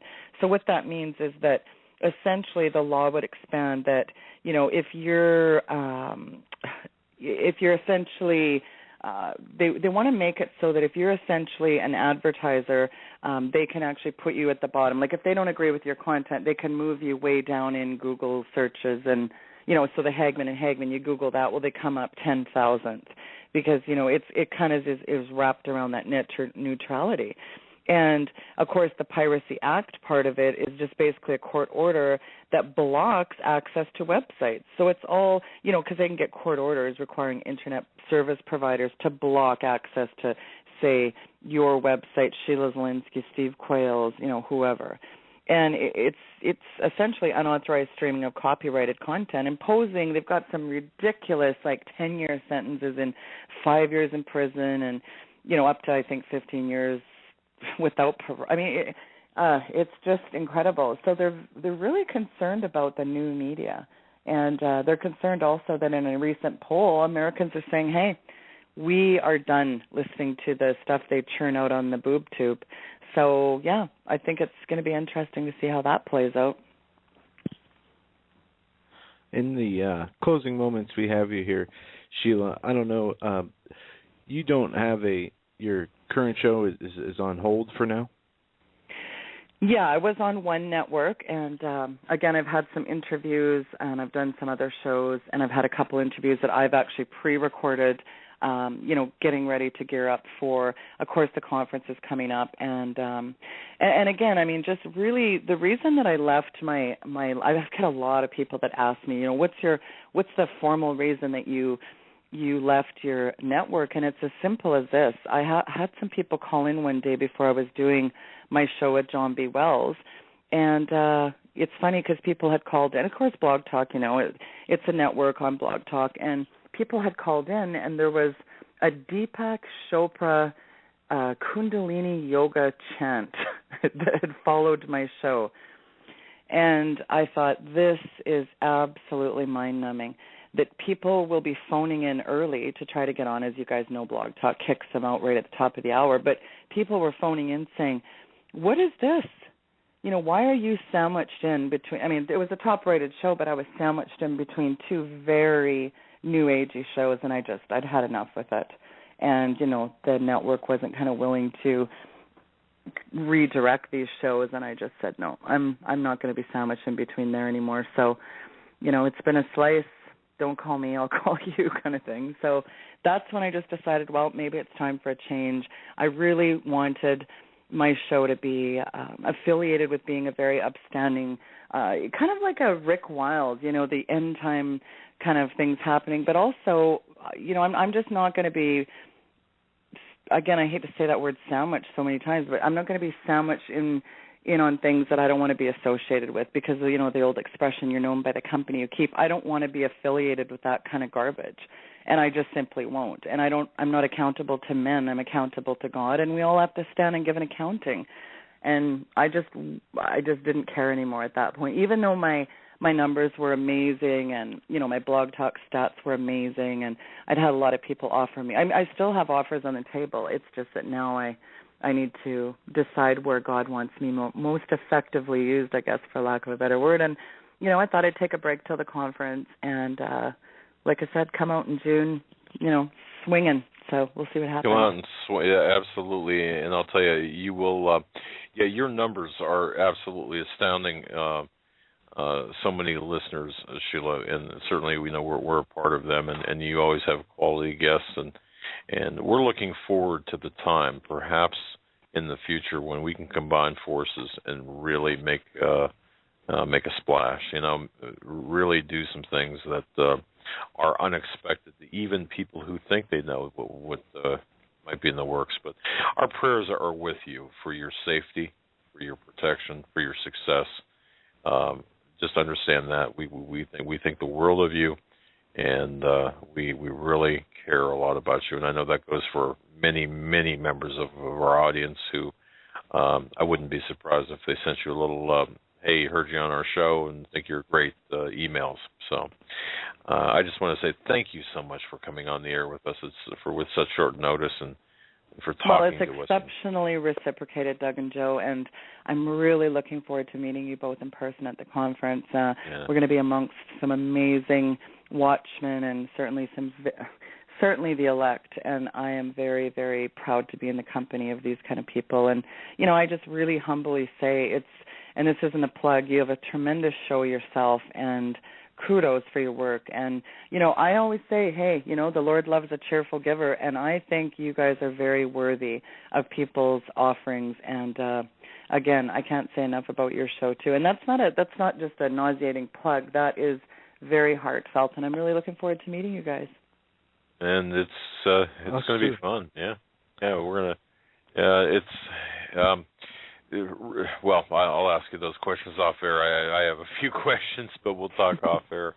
But well, yeah, again, Doug, final thing, I really encourage people, please join us in this Million Man Fast and prayer. I just really think it's going to be tremendous, and I think it's going to be an epic move of God as a result of people humbling themselves, repenting, you know, wanting the nation back to God, and really having faith that God is going to move in a mighty way. I think we're going to see that in a tremendous way, even in an unexpected way. And for those naysayers thinking, yeah, whatever, fasting, not my deal, it's biblical. And, you know, red letters trumps your bad attitude. So. And that's June 8th through the 11th? Yeah, that is correct. And again, they can go to weekendvigilante.com and click on that Million Man Fast tab, and they can get updates. And we'll be trying to update it. And again, I'm having my website overhauled. It was already kind of slated for the end of July. So, you know, people say, oh, what a shoddy website this is. Come on, get with the times. And it's going to happen. It's just sometimes things take a little slower than we'd like. We'd all like to be able to drop $20,000 on a high-end website, but, you know, these are the things we encounter, right? $4 billion if you want to launch the Obamacare site. Yeah, that's true. Yeah, people just have no idea how time. You know, this is the kind of the thing that I can never wrap my head around. I mean, I get criticized so badly sometimes for, it's amazing because when I did a video recently and I just was relegated to the depths of the dam, how dare you dye your hair blonde and you're wearing makeup. You need to be dressed like Ruth Buzzy. How dare a Christian woman, be dressed in a normal shirt. I think it was just so ridiculous. And people were like, I can't believe that this is a very seductive, sultry-looking person. I thought, well, then take that up with God because that's the face he gave me. And I was so criticized, Doug and Joe. There was even things I was told on the YouTube video I can't even repeat on air. And it was absolutely stunning that people, it was a lot of women typically were just absolutely, it was just ugly. And I thought, this is really problematic when people they don't even listen to the call of doing a fast. Because a lot of people requested, Sheila, we don't know what you look like. We don't know. We heard you on Hagmann's, we liked you, or we heard you on this show, or we heard you on End Times Prophecy or this show, and we'd really like a more physical presence out there. And I thought, well, if they want a video on it, that's great. So I did, and it was just absolutely nothing but attacks and it was mindlessness. It was terrible, and it was very ugly, very hurtful. And, it's amazing how people can resort to silly kinds of things that, to me, it's just, I guess we're not fighting flesh and blood either, right? We're fighting principalities. Exactly. So, I mean, when if you're gonna be bold enough to put on a 1,000,000-man fast, you better expect some attacks. So, I guess it's par for the course, and I need to become more thicker skinned. But people, give it up. Like, just be nice. That's all I can say. If it were only that easy, Sheila, it's been a pleasure having you on, and you're obviously welcome to come on anytime. And we look forward to meeting with you next week in Montana for the White Stone Remnant Conference. Say it with me. Yeah. Sheila, it's going to be great. Thank you so very much, kiddo, for your time, and we really appreciate it. God bless, stay safe, and until next week, take care. Wow. The Weekend Vigilante, or weekendvigilante.com is our website. Absolutely great interview with Chris Putnam. Like I said, you've got to listen to that interview with Chris Putnam. Many other great interviews, too. Yes. She had John Wells on, and as we did. And Pastor Langford, Steve, lots of people, and overlapping guests. And many guests we did not have on. She talked about having Daniel Estelin on. We actually had him scheduled to come on after we got back from Orlando, but there was a issue. He ran into some scheduling issues, and we're rescheduling that. But just fantastic show host, a fantastic woman of the Lord, and somebody that needs to be heard, especially in these times of just nonsense drowning out all the sanity pleas that are left to hear. One thing I want to comment on too is our YouTube video. I have not seen it, okay, but I heard about it, and I heard about the comments that she got, and I heard about the negative, the attacks, and knowing Sheila as I know her, I was floored by what I heard. And I mean, people are so. This is coming from within. Well, you have Christians who pretend or say they're Christians and do things in the name of Christianity that are completely opposite of what the Bible says. Then you do have actual Christians who are still dealing with things that, whatever it is that they're dealing with, that seem to take things out on other people, which is the exact opposite of how we're told to live in the Bible.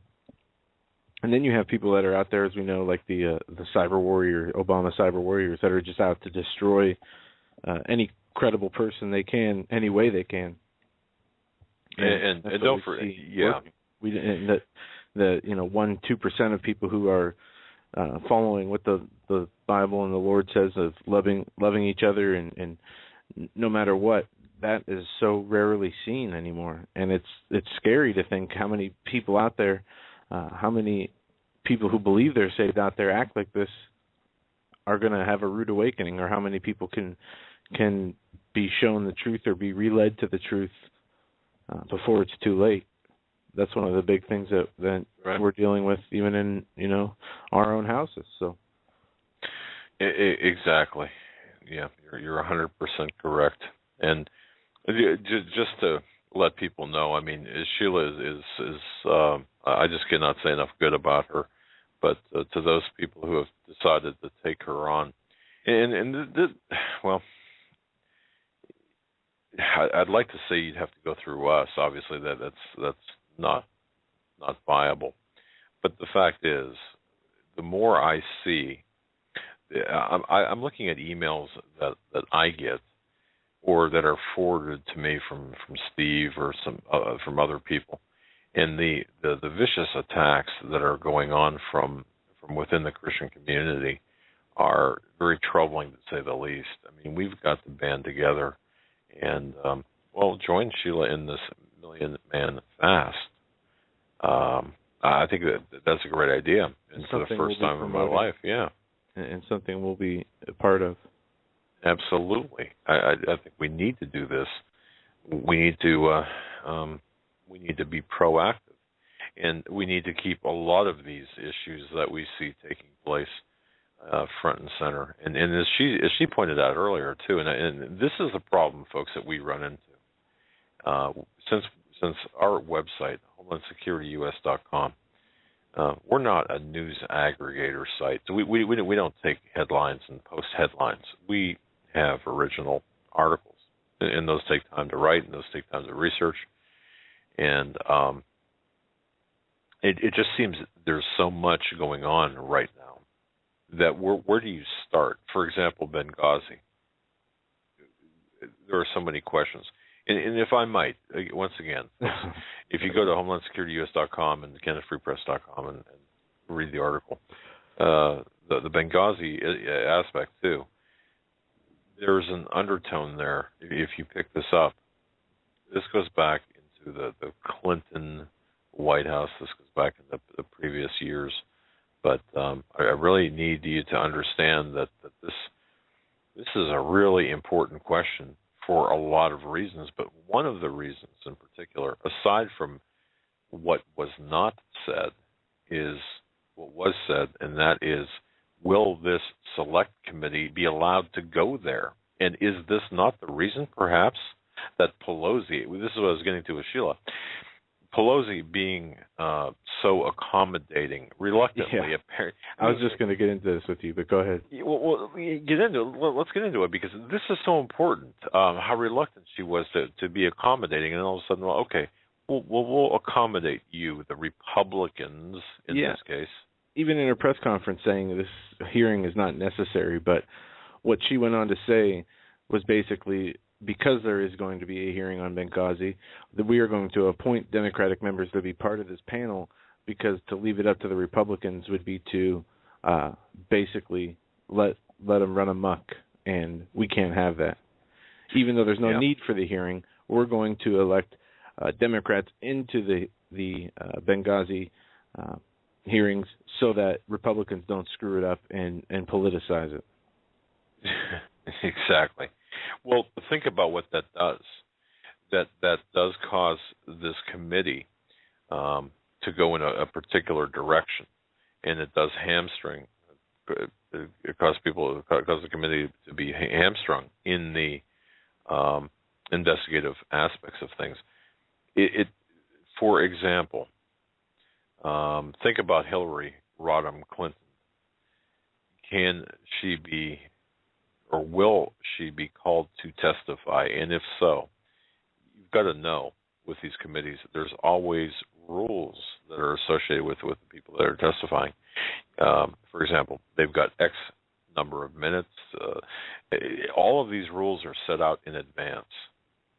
So now Pelosi, by her actions, are influencing the conditions under which this committee will be able to proceed forward. Not that I believe it should be merely a Republican or a conservative ideological. There should be no politics involved in this. None. Zero. No politics. None. So to politicize it is to is to contaminate it. Simple as that, and that's what I see happening. So when people talk about the Select Committee, it's a lot different than the Watergate Committee. Remember those folks? Remember the Watergate Committee, the Watergate hearings? It's going to be quite a bit different than that. But even back then, there was conditions that had to be met or things hammered out beforehand.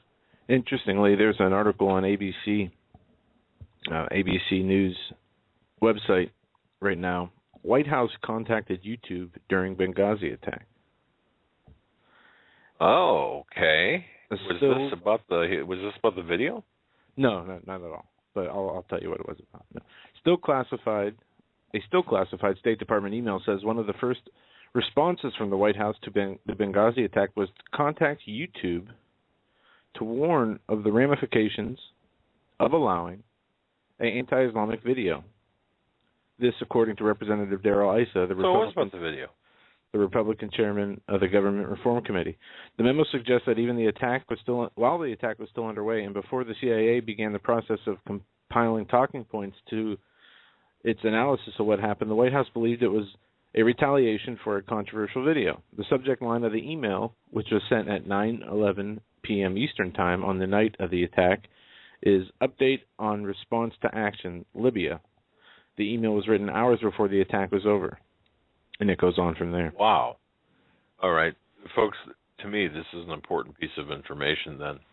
If you've got micromanagement of a YouTube video ostensibly caused or the cause of the attacks in Benghazi, don't forget, folks, you can check my investigative report out that I published on Sunday. It's a 4,000-word. It's a long read, but I think it's a necessary read. The issue here is, where did this video come from? And I believe, based on my investigative findings, that this was a CIA creation. When I say CIA creation, that includes the agencies that are part of the subcontracting process, such as Stanley Incorporated. And I just saw on some comments made today on Canada Free Press on my article today, well, you should be investigating the video. And, of course, the relationship between Stanley Incorporated and the administration. Well, of course, that's been done. This is a totally separate issue. However, that person's not wrong. This was an off-the-shelf, ready-made type of asset by the CIA. And look at the filmmakers. Look at the alleged filmmakers, or the front man for this film. This Sam Basile, as he was known on his YouTube channel. Look at how the FBI had him through fraud and 13 aliases this man has. And it's obvious and easy, folks, believe me when I say this, from an investigative point of view, to work a party like that into compliance with something that may or may not be legal or is questionable in exchange for leniency to past transgressions. And that's just the microcosmic view of the macrocosm of the entirety of what we're seeing throughout government today. So very interesting and very pertinent. I missed that. That's on ABC or CBS? Yeah, I put it in your Skype here, and it just came out this afternoon. I totally missed that. Wow, what event. This will be interesting. It's going to be a very hot summer, folks. It really will be, between the economy, between the housing, and seriously, I'll talk to Ken tomorrow about Greg Morse's appearance. Greg Morse will in fact, fill us in on some of the finer details we know with more precision with respect to the mortgage fraud, what to expect, how the entire house of cards can come down. And we'll update the episode description as warranted, so you guys know whether that's going to happen or not. And before we're going to come back and take the third and final hour of this Thursday edition of the Hagmann and Hagmann Report, and I got to retract a mistake I said at the beginning of the show. I said this was going to be Memorial Day weekend. Well, I am a week away. It is not going to be Memorial Day weekend, at least not this weekend, and just wanted to clarify that. Interesting headline here before we take calls. And you can join in with us at 661-244-9839, and you can address anything we did or did not talk about, anything you'd like to share. Open lines tonight for the last hour. SETI astronomers tell U.S. Congress there's alien life out there, and it's only a matter of time before it comes here. Sorry for the pause. The site kept jumping off here. The possibility of alien microbial life is 100%, says the SETI astronomers. And what is SETI? They are oh goodness, I had it right here. They are a Institute for Search for Extraterrestrial Intelligence. And they have been around for a while, but they are saying that alien life is here, and it's 100% certainty, and just a matter of time before they make their way to... Sorry.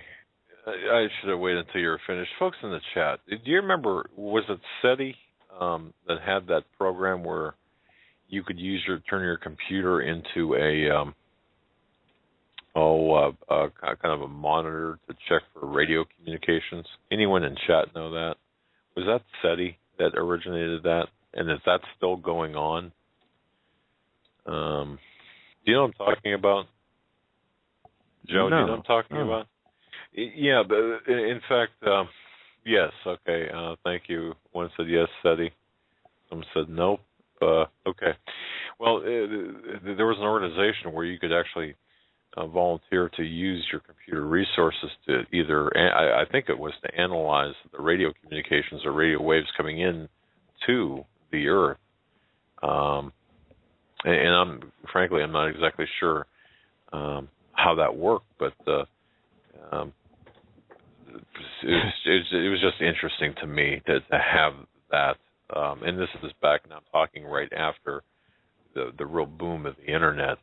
There was a story out today about, I know this is kind of off topic of what you're getting into, but it said we are all made of stardust, and it was pretty much an anti-creation. I tell my wife that all the time. Yeah. She's made of stardust. Well, what this article was advocating, and this was on one of the mainstream internet sites of a news organization, where they were stating how, how we constantly recycle. Our souls recycle into reincarnation, and our bodies are recycled from stardust to actual stars. It was very convoluted and hard to follow in the article, and I obviously wasn't paying as much attention as I needed to. It's more captivated by the headline and the message of the article, but it's just frighteningly eerie to see the types of headlines that are coming out today. You have Christians that are falling into this New Age belief system. You have people who are grown up maybe 100 years ago. There were not these differing theories of creationism as we have today, and it's interesting to me how people are so open to believing that aliens are the reason for our being here on Earth without any kind of proof, but yet the same people will dismiss the Bible and say that God is a myth and it's not true. But they're so open to believing this separate lie, not saying that creation from the Lord is a lie, but any lie that differs from the Lord creating us. And it's sad to see that the amount of people who were Christian, who called themselves Christian, who now believe these lies, and it's very sad. I'm going to go to the phones. I'm just reading my email here. This is Memorial Day weekend. Okay, maybe it is. I don't know. Is this Memorial Day weekend? Is Memorial Day Monday? Well, tomorrow we'll work on our alphabet and our numbers, but yes. I was just thinking the conference was the Memorial Day weekend. No. This weekend is Memorial Day here in the United States. Okay, yes. I apologize. And by the way, last Monday was Victoria Day for Canada. My association with Canada Free Press, God bless them. Thanks, Bob and Maggie. Yeah. It is Memorial Day. So you don't try to do your banking or your postal activities on Monday. You'll be there by yourself. So, yes, this weekend is Memorial Day. Okay. Well, thank you for clearing up that inconsistency in my brain. We're going to go to the phones. We're going to go to area code 970 first. Thanks for holding. You are live on the Hagmann and Hagmann Report. Hi, hi, Joel and Doug. This is Michaela from Minnesota. Can you hear me? Yeah, we can. Okay. You brought up, I really enjoy your programs, and I agree with, and I learn from almost, everything that you talk about. But one thing that sort of sticks in my craw is when you, I'm a Catholic, and I returned to the church in my 20s because of I had a cousin who was a priest in Africa, a missionary, and he heard my story. I had been involved in radical politics, and I was at Berkeley, etc.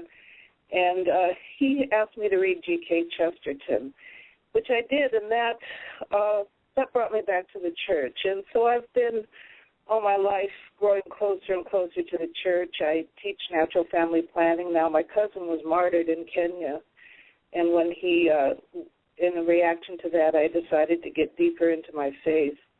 And I have gone through the spiritual exercises of St. Ignatius, the founder of the Jesuits. And so, anyway, your comments about the Pope, sort of, I think you might be misunderstanding him when those two comments, when he talks about, that we shouldn't judge gays, and then the other comment about baptizing aliens. The comment about gays, he's simply stating Christian teaching that we are to judge the sin and not the sinner. And then okay. I would say I agree with what you say there. Yeah, we are to judge the sin and not the sinner. I do agree with that. And this is something Sheila said, was talking about today, how the Pope, when asked about gay marriage and abortion from the church's position, he said we're not to get involved, which is what Sheila took as something that the Pope should be involved in. Yeah, I don't think he quite said that. I think that the press has pulled things out of context. I think he's trying to, because people are thinking that the Catholic Church is so judgmental, he's trying to sort of, back off of that a little bit and not focus totally on the life issues, and, say that there's more things involved in pro-life than just that. I just think that that's maybe a misinterpretation by the press. If you read the whole interview, I think you might see something different. And then about the aliens, Catholics don't just baptize anyone. They have to go through a period of at least 40 days of teaching and preparation and seeing if they accept the teachings of the church, etc. And, of course, I don't really think there are aliens, but assuming if they really were, they would have to go through that too and accept Christ. So I don't know. What do you think of that? Well, let me ask you this.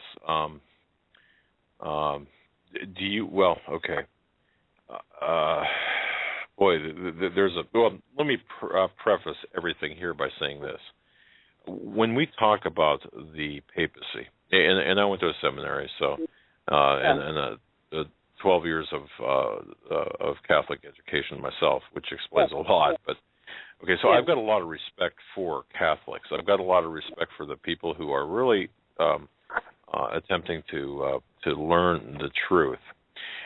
I do believe personally, and this is kind of getting a little bit off the subject, that the Roman Catholic Church, as it stands right now, went off the rails with Vatican II for a lot of reasons.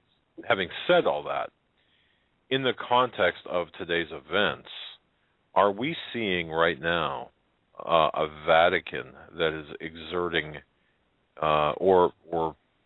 and I'm asking this question to you: are we seeing a Vatican, not the Catholics, but a Vatican that is actually shaping and being part of this new world order?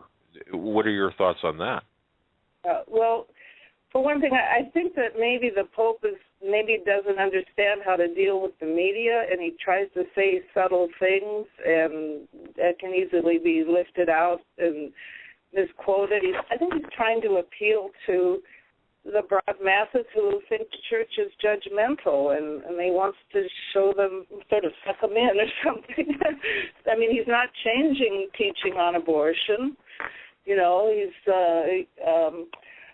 And also I've heard you talk about, a one world religion. Well, Catholic means universal. Yes, we would hope the Catholics do, want the world to be Catholic. That's our interpretation. The Catholic means universal. But yeah, I think he could be used. I think maybe he's a little naive about how to deal with the media. And maybe the media and the one world government people are using him, and they don't quote everything he says. You don't hear everything he says. Okay. Did you hear the quote, for example, about the alien baptism in the context in which it was meant? Okay. No, I didn't. I just heard it from you. Okay. All right. Did you hear the quote about the economy, especially in terms of economic equality, in which he was talking about? Did you hear that?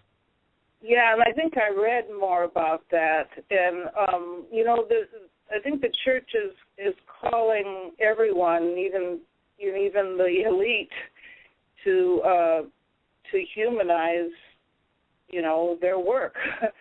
To take people's lives, like the church used to have back in the 30s or maybe before, a teaching on living wage.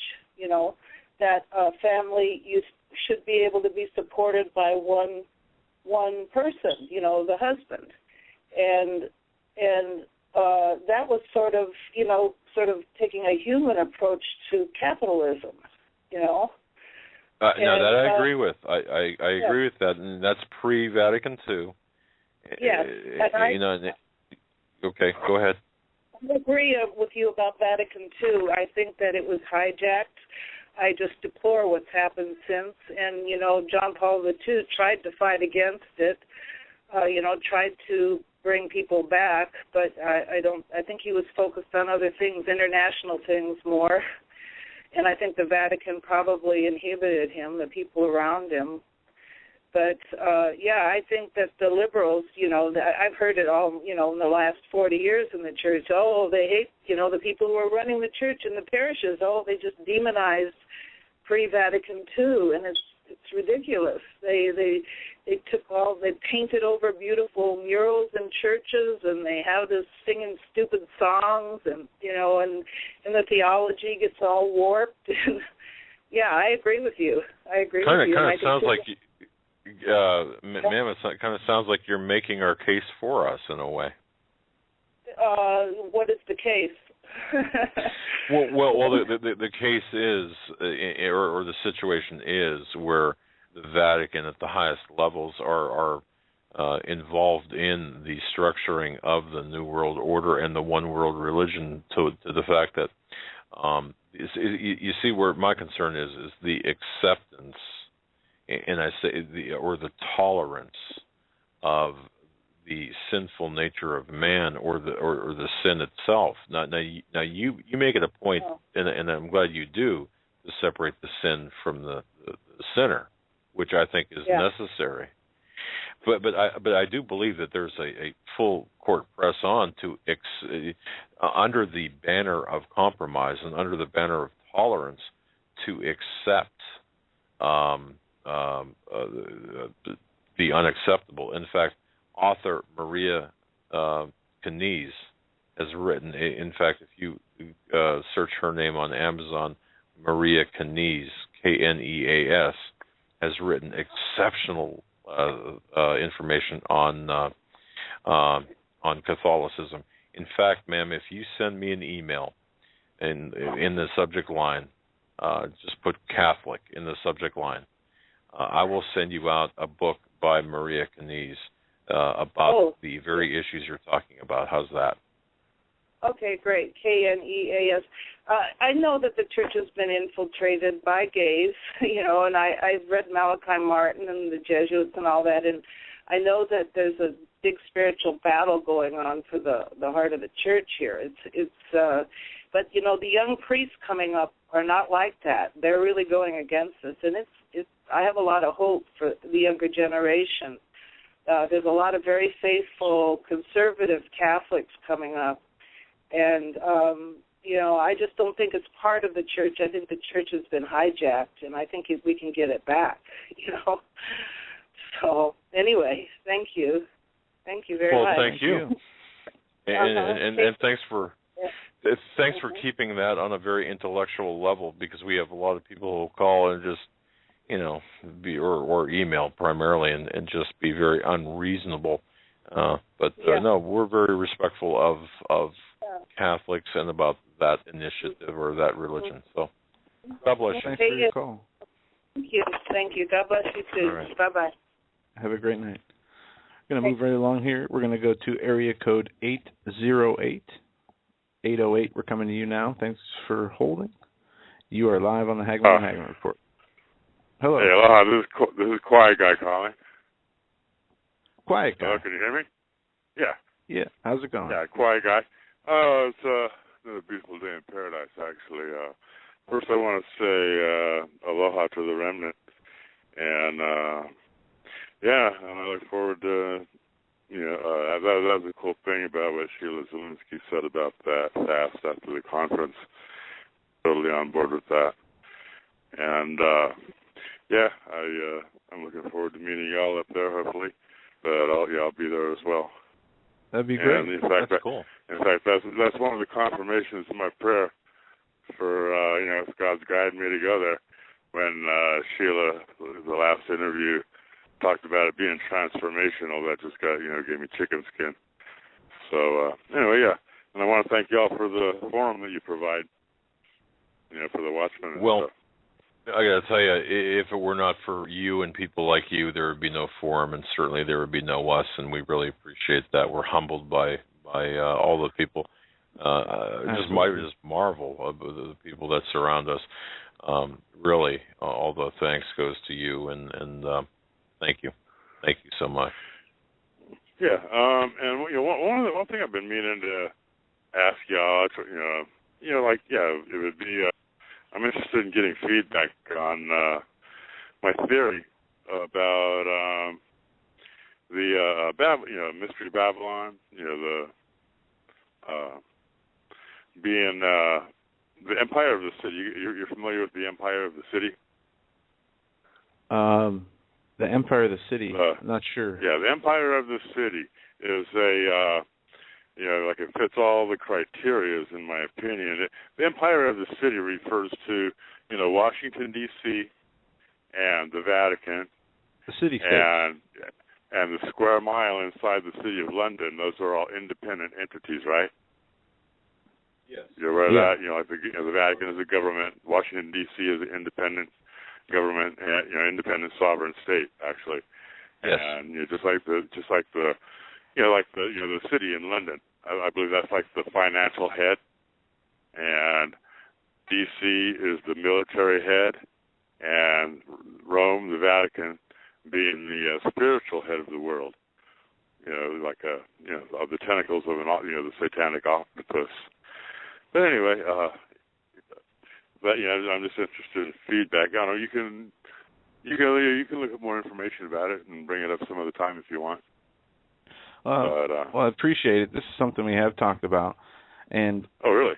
When you look in the Bible, there were these city-states that were set up as the heads of power for the empires that were such as Babylon, And yeah, these are significant. They do play a role today, and exactly as you laid out, we have the United States, which is the head of the military/political wing. You have the London, which is the city-state for the economics, and you have the Rome or the Vatican, which is the spiritual. And even New York, with the ISIS statue there in New York, is even a branch of the city in London. The financial aspect. So it's like it's like an octopus with tentacles wrapped around, touching all the nations that it touches. Absolutely. And I would urge people to research what in the Old Testament it talks about Leviathan and what that entails, and it entails what you're talking about, how the tentacles branch to everywhere. And it's a great thing to study to better understand what we're seeing in our world today, and especially how it was described in the Bible, thousands of years ago. Yeah, and all the criteria is to meet the definition of Babylon, the hammer of the whole earth, and the whole financial thing, and the city on 7 hills. It just seems to fit all the criteria, all the definitions when you look at the whole entity as one, instead of all the separate units, But anyway, and that also reminds that Catholic gal that just called. I just something you might want to check out. You might even be familiar with a guy named Walter Veith. Professor I've heard Walter of him. Veith. Yes. He's got like hundreds of hours of teaching on YouTube lectures. A couple of primary ones like Total Onslaught and Islamic Conspiracy, and he came out of the Catholic Church. He was like born again, Reformed. He used to be a Catholic, but the bottom line pretty much is, the bottom line is the Islamic Conspiracy. Islam is the creation of the Vatican, through Muhammad's 40-year-old rich Catholic widow wife, and that was all engineered, programmed. He was programmed to be an instrument for the Catholic Church, in the Inquisition, to eliminate the heretics, to eliminate the infidels. If you put a Catholic cathedral right next to an Islamic mosque, you see all the exact same Babylonian symbolism. The sun, that wafer, the sun wafer, and the moon crescent. But anyway, all the Babylonian symbolism you find identical in a Catholic cathedral and an Islamic mosque. But that's something to that she might want to check out. Yeah, there's a lot of pagan symbolism involved in our church today, and this is one thing that believers need to hunker down and get familiar with to know what to stay away from. And it's sad. That's exactly the roots of the Catholic Church. That's the roots of the Catholic Church. From Babylon, where the Antichrist, the seed of the Antichrist, started out in Babylon, through Egypt and Rome, and now. I don't know. I think now it's in the whole empire of the city. But anyway, we can do a whole show on that. Well, I want to thank you very much for your call, and we can do a whole show. Guys, I look forward to seeing y'all up in Bozeman. Yeah, well, us too. We'll look forward to meeting you, and God bless you. I'll be wearing the Aloha shirt. Okay. All right. Take care. All right, aloha. All right. Yeah, folks, what he mentioned here, I just want to make this clear because I think this is very important. The empire of the city, if you think about this, there are 3 areas. Joe, you mentioned this, the city of London, which is the actual city within the city of London. It's a special area that where all the banks and the financial entities are located. Even the Queen is a subject to that particular piece of real estate. Then you've got the city of Vatican, and then you've got the city of Columbia, which is the District of Columbia, located at the heart of Washington, D.C. Now, these are 3 independent states within states that compose the empire of the city. Now think about this for a moment. The City of London, is the financial control over our economy. The second is the religious control over the earth, or at least this is how it's slated to be, by the New World Order agenda. And of course, the third one is the military control over the earth. And together they make this very unholy trinity that forms this Egyptian pyramid that we can see on the back of the American dollar, for example. And many people realize that that there's this mystical aspect to what we're talking about, and that there is a very powerful, a very well-financed occult organization that plans and directs world affairs. For lack of a more specific identification, they're suspected, or alleged, if you will, secret organization is often referred to as the Crown Corporation. And there's such a thing as the Crown Corporation, by the way. It's the international financiers, the so-called bankers or banksters, the bankster cartels, and the Crown Corporation. And there is, in fact, a global banking system being set up.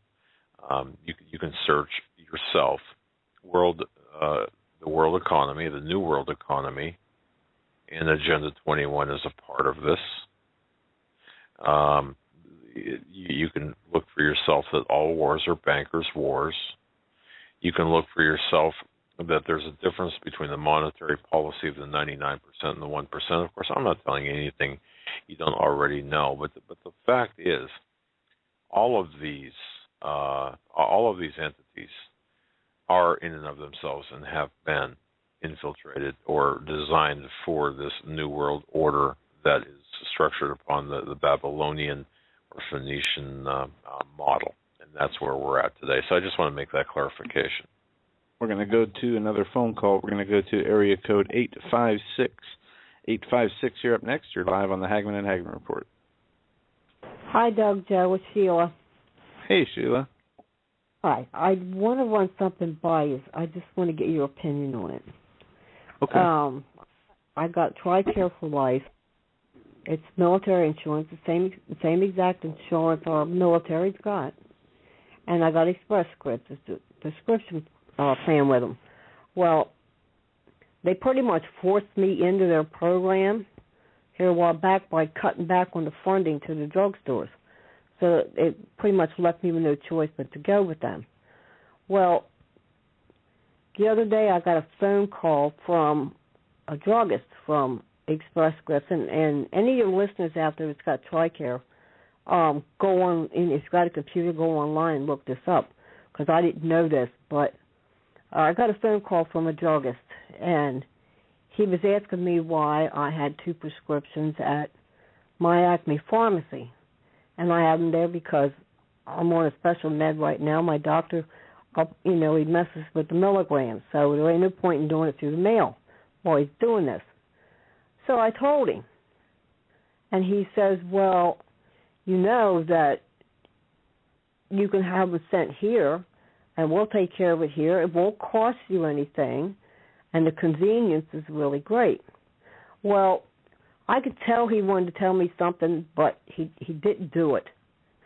So I hung up the phone, and the next day I get a robocall from him telling me to go on TRICAREforLifeExpressScripts.com and read all the information.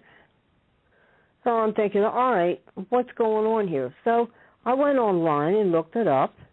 Well, they've got this 5-year pilot, they're calling it, where they want all prescriptions, and it's geared towards the elderly and people with chronic illness. And what they're doing is they're telling the people to get your prescriptions out of your drugstores, out of your drugstore and into their program.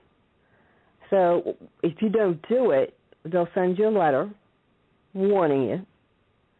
And if you still don't do it, you get a second letter, a warning. And then if you get a third, then you're out of the program and you got to pay full price for your medicines.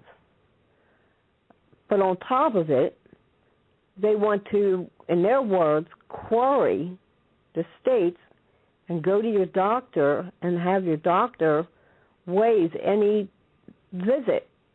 Because you go see your doctor once a year. If you're on any kind of medicine that could affect the liver, they want you to come in and you get blood work done. And they want to get around that so you don't have to go see the doctor, and they was putting up there how much money they're going to save if you don't. And it's geared towards people that's ill. And I'm one of them. I got MS. Well, it made me mad. And I got on the phone and I called Congressman Lobiondo's office. He's the only congressman we got around here he will call you or send you a letter. And I called his office and told him what was going on. And I said, I don't like threats. And I took it as a threat. I said, if I want to use my druggists, I'm going to use them. I don't care what these people say. I don't care how convenient. I don't care about the free. I don't want nothing to do with it. I pay for all my own medical equipment. Everything's out of my pocket. I'm not in the free, and I'm not in the convenience. And I don't like the threats. I was talking with a patient in a VA hospital today who they make. They're trying to mail you, right? The prescriptions. Is that what I'm hearing, or have you picked them up at the VA? Why? There's no VA hospital right here, but what they do is the doctor, when they give you a prescription, they automatically send it to Express Scripts, and then they send the meds to you through the mail. Correct. Okay. And in fact, I was talking with this patient who was explaining the process to me, and you want to circumvent that and take care of that on your own, is what you're saying, correct? Well, I told her in Loviano's office. I told him, I says, I'll pay a higher copay. I don't care. I would rather my freedom. I don't want the Fed in my business. Period. They're not going to tell me. But Sheila, they already are. I mean, know they are. Because they're the ones that are prescribing the medication, so they, on the back end, they already have the information. You're just receiving the product from who they're telling you to receive it from. Now that I understand. Well, I know that they're evidently following what I'm doing here, but I'm going to go see my doctor. I don't know if this will get him in any kind of trouble, but I'm going to talk to him and I'm going to tell him exactly how I feel, and I don't like the idea of them circumventing my doctor. They're taking away I see. Okay. my right to see my doctor once a year. Okay. See? I see what you're saying. There's that other part of that equation where the VA doctor is actually doing what your PCP would normally do and pushing you to the VA system. Now I get the clearer picture on this. Okay. Yeah, and I understand the frustration behind this, especially if you're on maintenance medication that requires you to be adjusted every so often. Well, I was contemplating getting off it. Well, that's an option depending on what it is. Well, my neurologist has got me on gabapentin, which really doesn't do a whole lot, but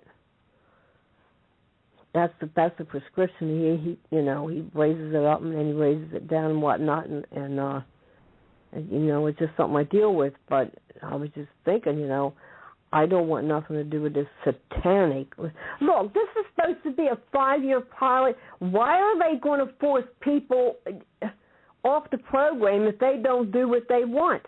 Where's their choice at in this? What am I missing here? You know what I mean? The whole agenda is to consolidate and to centralize the medical records. Almost like a VA style. Seriously, if you look at the VA, the structure of the VA, and then look at the structure of the Affordable Care Act, look, I had 2 meetings with my insurance agent, health insurance agent, about this, and it's pretty much we're pretty much messed up. I mean, I want to use I like to say we're pretty screwed. Okay, they have all the information. They've got it. The IRS has the information from the exchanges. The doctors have the information from the exchange. The exchanges have the doctors' information. Everything is all centralized right now. So we are already past that point that you were trying to fight, Sheila, I believe. Yeah, I just don't want to, my doctor to get in any trouble. I want to talk to my druggist. That's taking business away from them. Look, I don't like threats. When you threaten me, you got a problem on your hands. Well, yeah, and no one likes to be threatened or extorted into. And you're talking basic extortion. You're going to get the product from this facility. It's going to be prescribed by this doctor, and it's going to be because of they're working within this system, and that's what we're dealing with right now. And I've got to tell you, if you think, and based on my experience with my meetings with my insurance agent, if you think that you can circumvent or go around the healthcare exchanges, you can, but it's all going through the motions. The deal is, you can get your insurance, whether it's VA or not. A VA is a little bit different, but you can get your insurance in the open private insurance carrier venue, or you can go to the marketplace. Now, in the case of the VA is already, and this may not be the most technically accurate statement, the VA is already part of the marketplace. Because it's a captive operation of the United States of the federal government. So you're in the worst possible position, I believe, of all of the individuals and others who are dealing with this healthcare issue.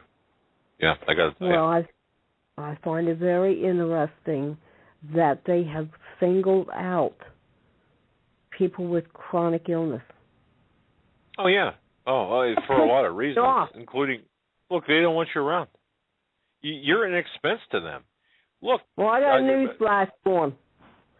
I ain't going anywhere until my Lord takes me. I live on His strength and my faith every day. He keeps me on my feet every day, and that's all I need, but don't threaten me.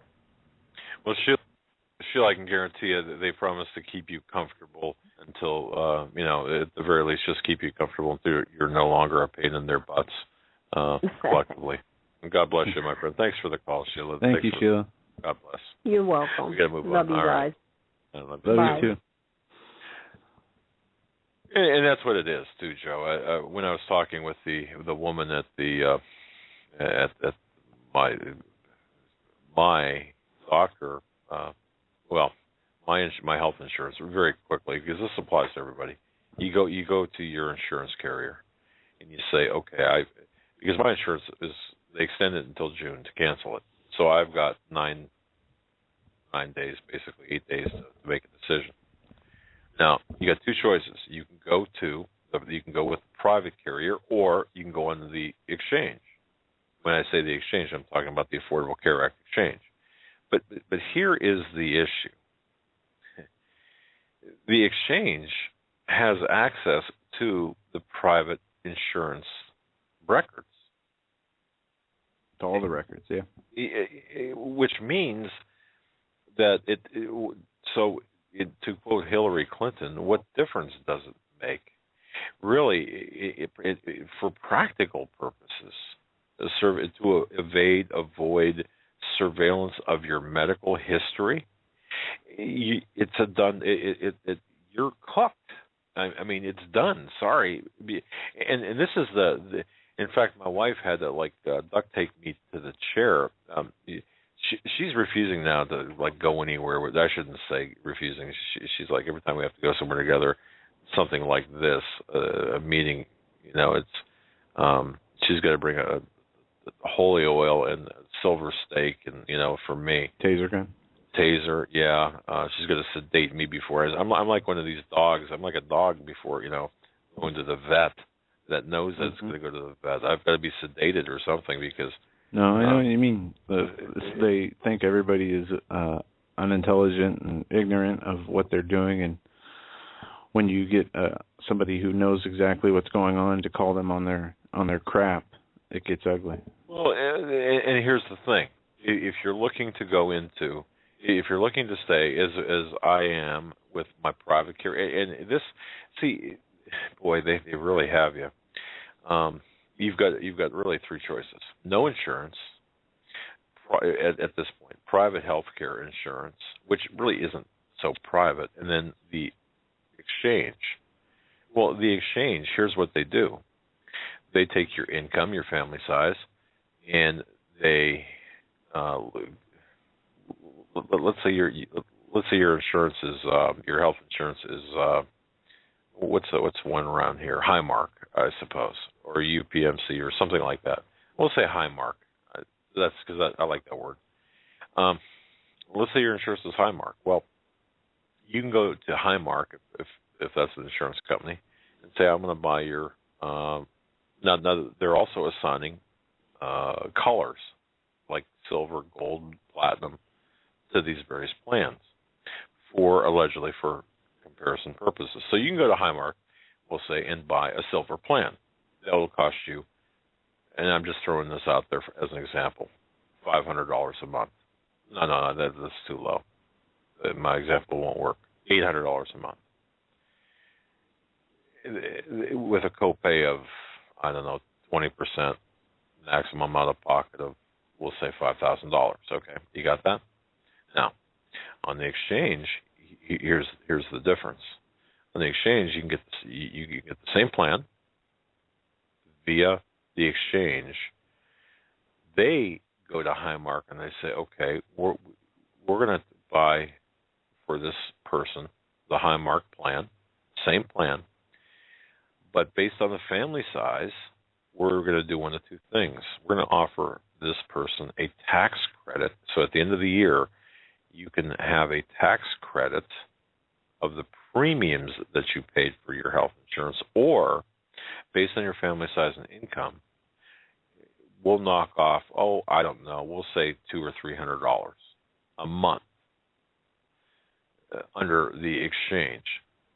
You follow me so far? So if you're paying $800 based on your income and family size, we're going to offer to you via the marketplace for $500 a month. So that's going to save you automatically $300 a month. Some people would say, well, why not do it? My goodness, for that savings. But who's paying for it? We are. Yeah, they actually had articles today about the insurance company bailouts that are coming from Obamacare due to Obamacare. Exactly. Bailing out the insurance companies. Exactly. And we talked about this at length in previous shows.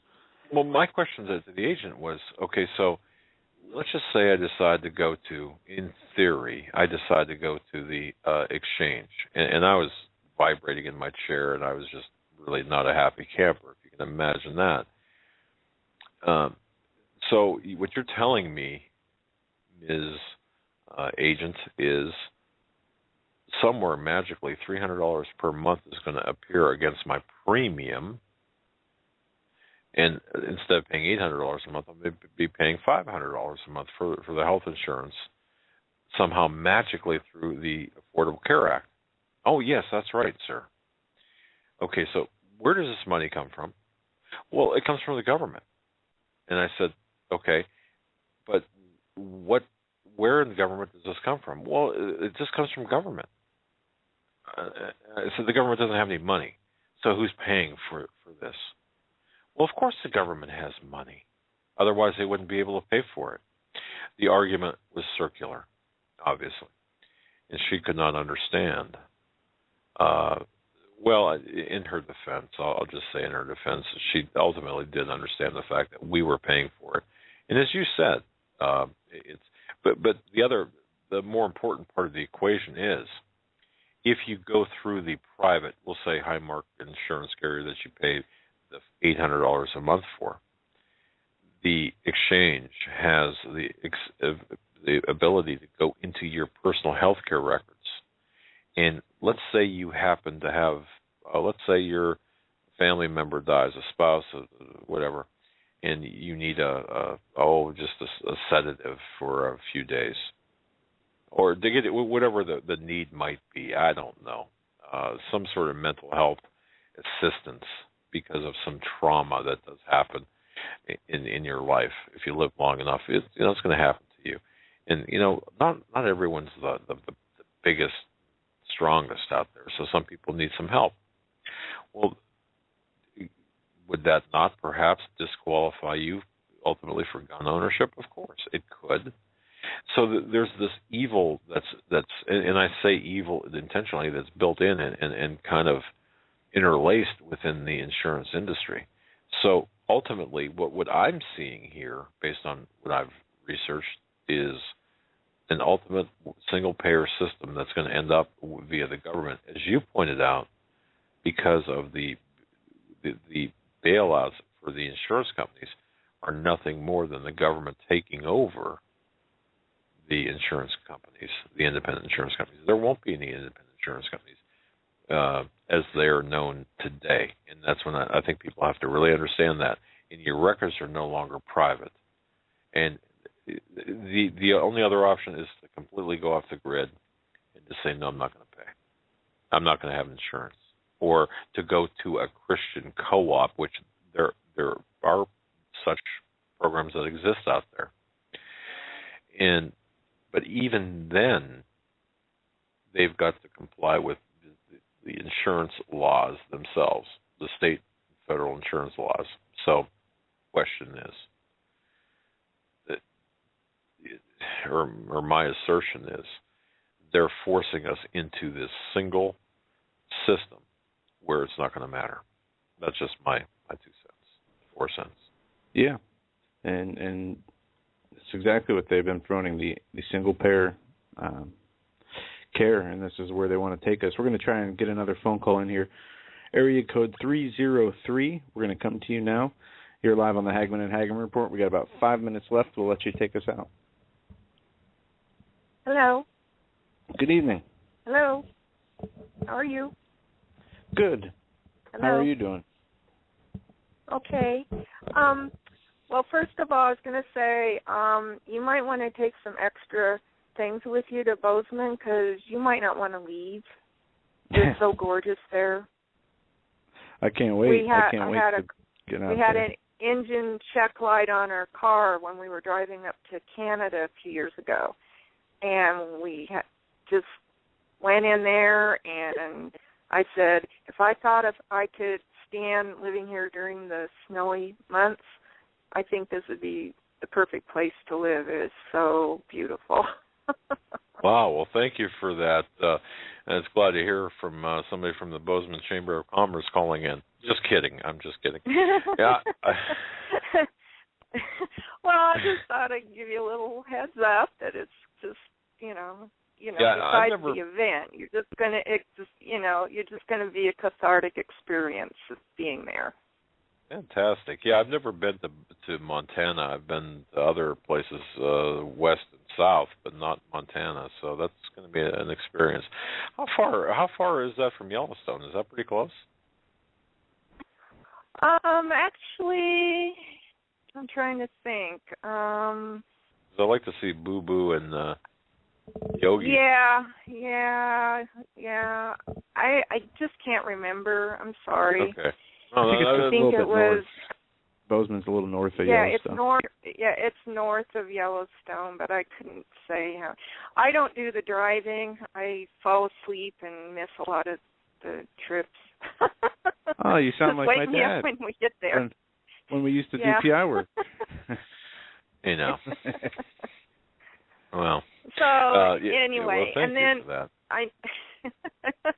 And then whenever Greg Jackson has talked about, you know, all the different things that, you know, have taken place, that just a little bit of this and a little bit of that, and, you know, when we start letting go of our morals and our principles and how we end up where we're at. And I think, you know, trying to explain that to some people when they're not,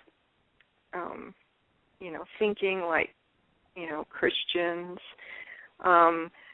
There's a story that I got on the internet a few years ago, and I don't think it's actually true, but I think it's just a really good story, and you've probably heard it. Just for the listeners, there's a man who had two teenagers, and they really, really wanted to go to this movie, and all the kids were going to it, and it was a pretty good story, but it had some, you know, kind of bad, you know, sex stuff in it, and he knew about that, so he didn't want his kids to go, and said, Dad, please, everybody's going, and, you know, it's just this one scene, and, you know, I think we can deal with it. So one day he made some brownies, put all the best ingredients in it, and a tablespoon of dog poop. Kids come home, they smell the brownies. Here, I made these brownies. And he says, cuts them up, and he says, yeah, I used real vanilla and real butter, but I have to tell you that there's a tablespoon of dog poop in it. And they said, well, we don't want to eat that. And he says, well, it's just a little teeny tiny bit. It's not much. And they said, yeah, but it'll make us sick. What a wonderful analogy. Thank you. And isn't that a great analogy for just a little bit, it won't hurt you, and that's always how things are portrayed to us. Oh, don't worry about it, it won't hurt you, you know. But yeah, it will make you sick. The E. coli is built in there, of course. Thank you so much for your call. We're at the end of the program. You've taken us out. You've done it. Thank you for the message, indeed. Okay. God bless. All right, that'll do it for tonight. That's wow, interesting story. Until tomorrow. Stay safe. God bless. We'll see you tomorrow, possibly with Greg Morse. We'll let you know by keeping the show title updated. And until then, we hope everybody has a great night. All right. Good night.